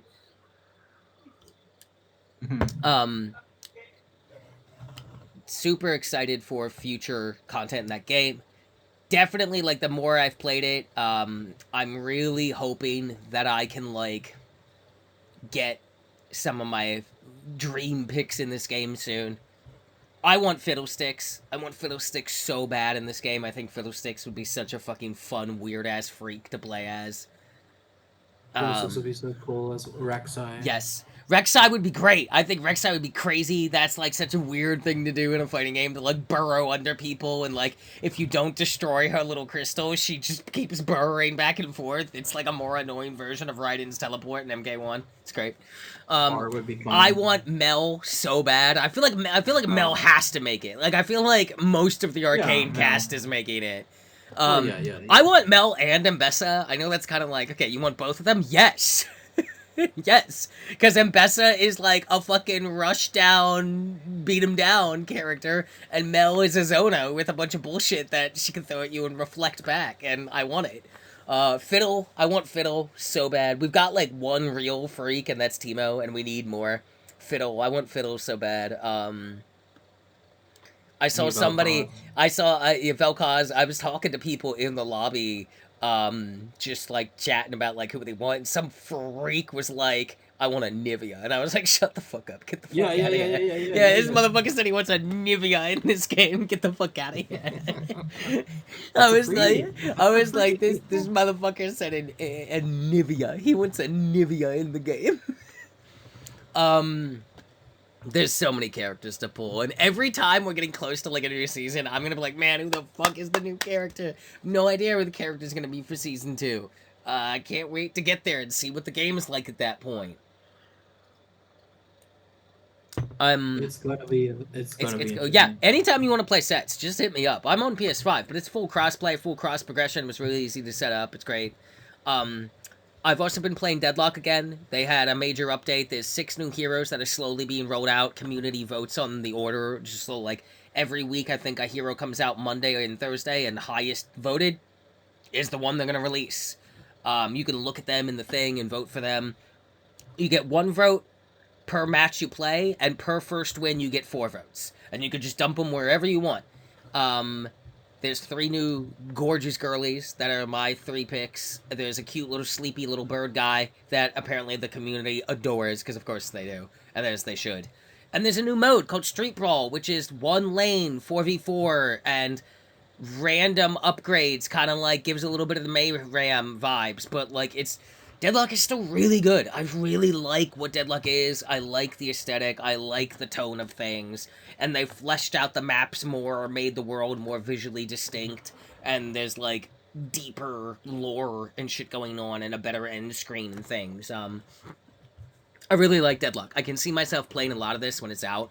I enjoy Deadlock. I think as like the multitude of games that have come out and been like this type of MOBA, this hero shooter MOBA thing, I think Deadlock is my favorite. I know people have been going crazy over the werewolf lady, Silver. werewolf woman, Yeah. Silver. So Silver's pretty good. Silver's pretty good, but allow me to just find some screenshots here real quick. Is it here? Oh no, I don't know where those are now. Oh, yep, there they were. I saw them. Hang on. Screenshots. So yeah, you have sorry, I'm PC speed fucking stupid. Yep. You have this girl. This is Silver. But then you Yep. also have this girl as one of the new 6 that you can vote on, and they will all be out very shortly. It's just top vote gets released first. And then you have the one that's so far eaten all of my votes. Graves. She just looks like she'd be mean to me, and I'm kind of into it. I'm voting for Silver afterwards. Once Silver. once I would Graves vote is for out, Silver. I'm voting all Silver, and then it's all Celeste. And then there's like a priest guy who's like Van Helsing-y vibes, and then there is a demon boy called Apollo, and then there is Rem, the little sleepy time bird. This game's fucking great. I love Deadlock. It's super fun. It's really fun. I Like, it's have really fun access now, to it. I man. just have not decided to play it. It's really fun. I really enjoy it a lot. It's gotten better with each major update, and I really like the Street Brawl mode because it's pretty quick. You can get through games real quick. It's like a best of 5. Just literally, you're fighting, and you're just trying to get to that first like guardian. There's the one guardian in the lane, and you kill it, and that's the round. It's 4v4. There's no like alternate lanes to go down. You're one lane at a time, and then you reset for the next round. Every round you get 3 upgrades randomly from the shop, and you can re-roll them once. So it's kind of like Mayrammy with augments being random, because sometimes you just don't get what you need. But it's really fun, and it's a fun, fast way to play the game. And it's equivalent levels, no like farming to worry about econ in that mode. It's their like ARAM mode, except it's not random. You still pick your characters. But I really like it. If you ever like hopping into it, do hit me up. I fucking love playing this game. Same thing with Borderlands and 2XKO. I'm always down, man. And with that, just over 3 hours, we're coming to our end. You want to pitch that wish list, and then I'll pitch mine. I know where I'm going already with mine. Oh, let's see what I got on the wish It's list. something I might be getting into a playtest for, which I'm really excited to, if that happens. That's I would cool. fucking love to. Well, I guess I added Gang of Dragon. I had to add Gang of Dragon on Gang the of wish list. Dragon. Gang of Dragon seems pretty good. All right. So what I'm potentially getting into is Blight Survival is going to be having its playtests this year. We'll be having multiple playtests. If you aren't familiar with Blight Survival, it is on Steam. It is currently, to be announced. It is a game that has caught my eye for a very, very, very, very long time. From the very first video I saw of it. So, Blight Survival is a medieval action horror experience, pitting you and up to 3 other players against mortals and monsters in a desperate attempt to reach and destroy the source of the Blight, a deadly affliction that plagues the land. I'm just reading right off the Steam page. The game takes place in the no man's land between 2 desperate kingdoms and a ceaseless lore. Within this purgatory, a new strain of blight has erupted from the remains of the fallen. Fed and strengthened by the blood that has been spilled, it rapidly spreads, turning man into monster. As the people bleed, paralyzed by war, they've turned to you and your kin, the Rithens being the only ones willing. You've been tasked to venture forth and eradicate the all-consuming blight. So what this is a fresh take on on an action horror game. It mixes combat is very Souls looking inspired, in my opinion, but a little tightened up more. I think I don't want to say better, but more action game than Souls. So stamina is still a thing to a degree, it seems. It's hard to tell without having been able to play it, right? But somewhere in between modern God of War and Souls like. It's hard to tell from just videos. Yeah. Um, but it also pulls mechanics from roguelites and extraction games. You fight up with the three friends or alone. There is Oh, no PvP. This is a PvE game. You yes. so you can like obviously there are points where you can choose to exit with what you've got or push forward to try to get the run further and get better loot or get to a full complete run, right? It is like a roguelike extraction souls-like action co-op game. It's like it's a directional combat system uh, that is supposedly designed to be very accessible to newcomers, but offer a high skill ceiling for people who really cut their teeth on it. Um, Mhm. Diverse range of weapons, armor, talents, customize them to suit your playstyle. It's a medieval world that's like decayed.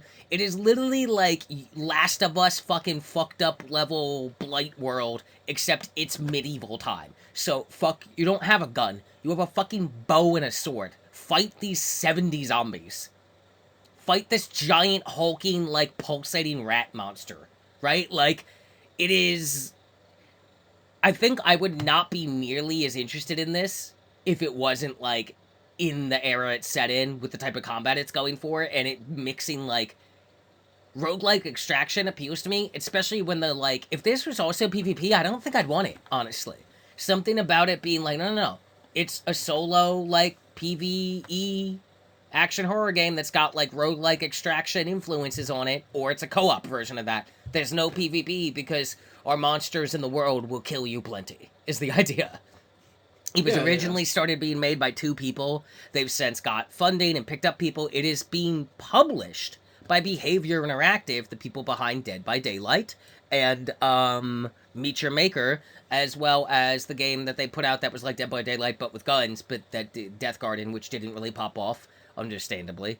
And then they also published the Casting of Frank Stone game that the Until Dawn team did, which was fucking incredible. So they're publishing this, and because of that publishing, this team's been able to like really buff their studio up, and that's why we are now hitting playtests this year. So I got the email, I'm all signed up, so I will get to know if I get one, and I'm very excited for this. I think I'm gonna enjoy this a lot.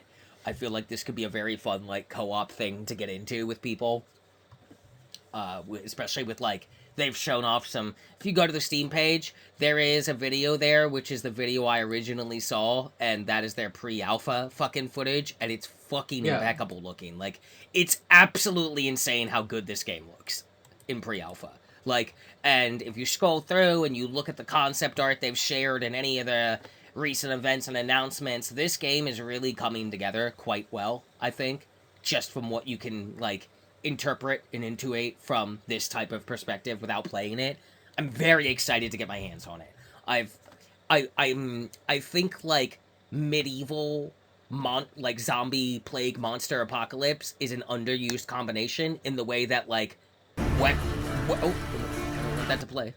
In the way that like Western supernatural is, you know what I mean? Like Weird West gets Yeah. me because I love Western mixed with supernatural. I love medieval mixed with like supernatural zombies and monsters because like it's just so much more compelling when you don't have like fucking MK16s to fucking take down the zombies, you know? It's way scarier when it's like, bro, I have a bow and some Yeah. rocks and a sling and a dirk. I don't even have a dagger, I have a dirk. It's like, dude, it's way scarier.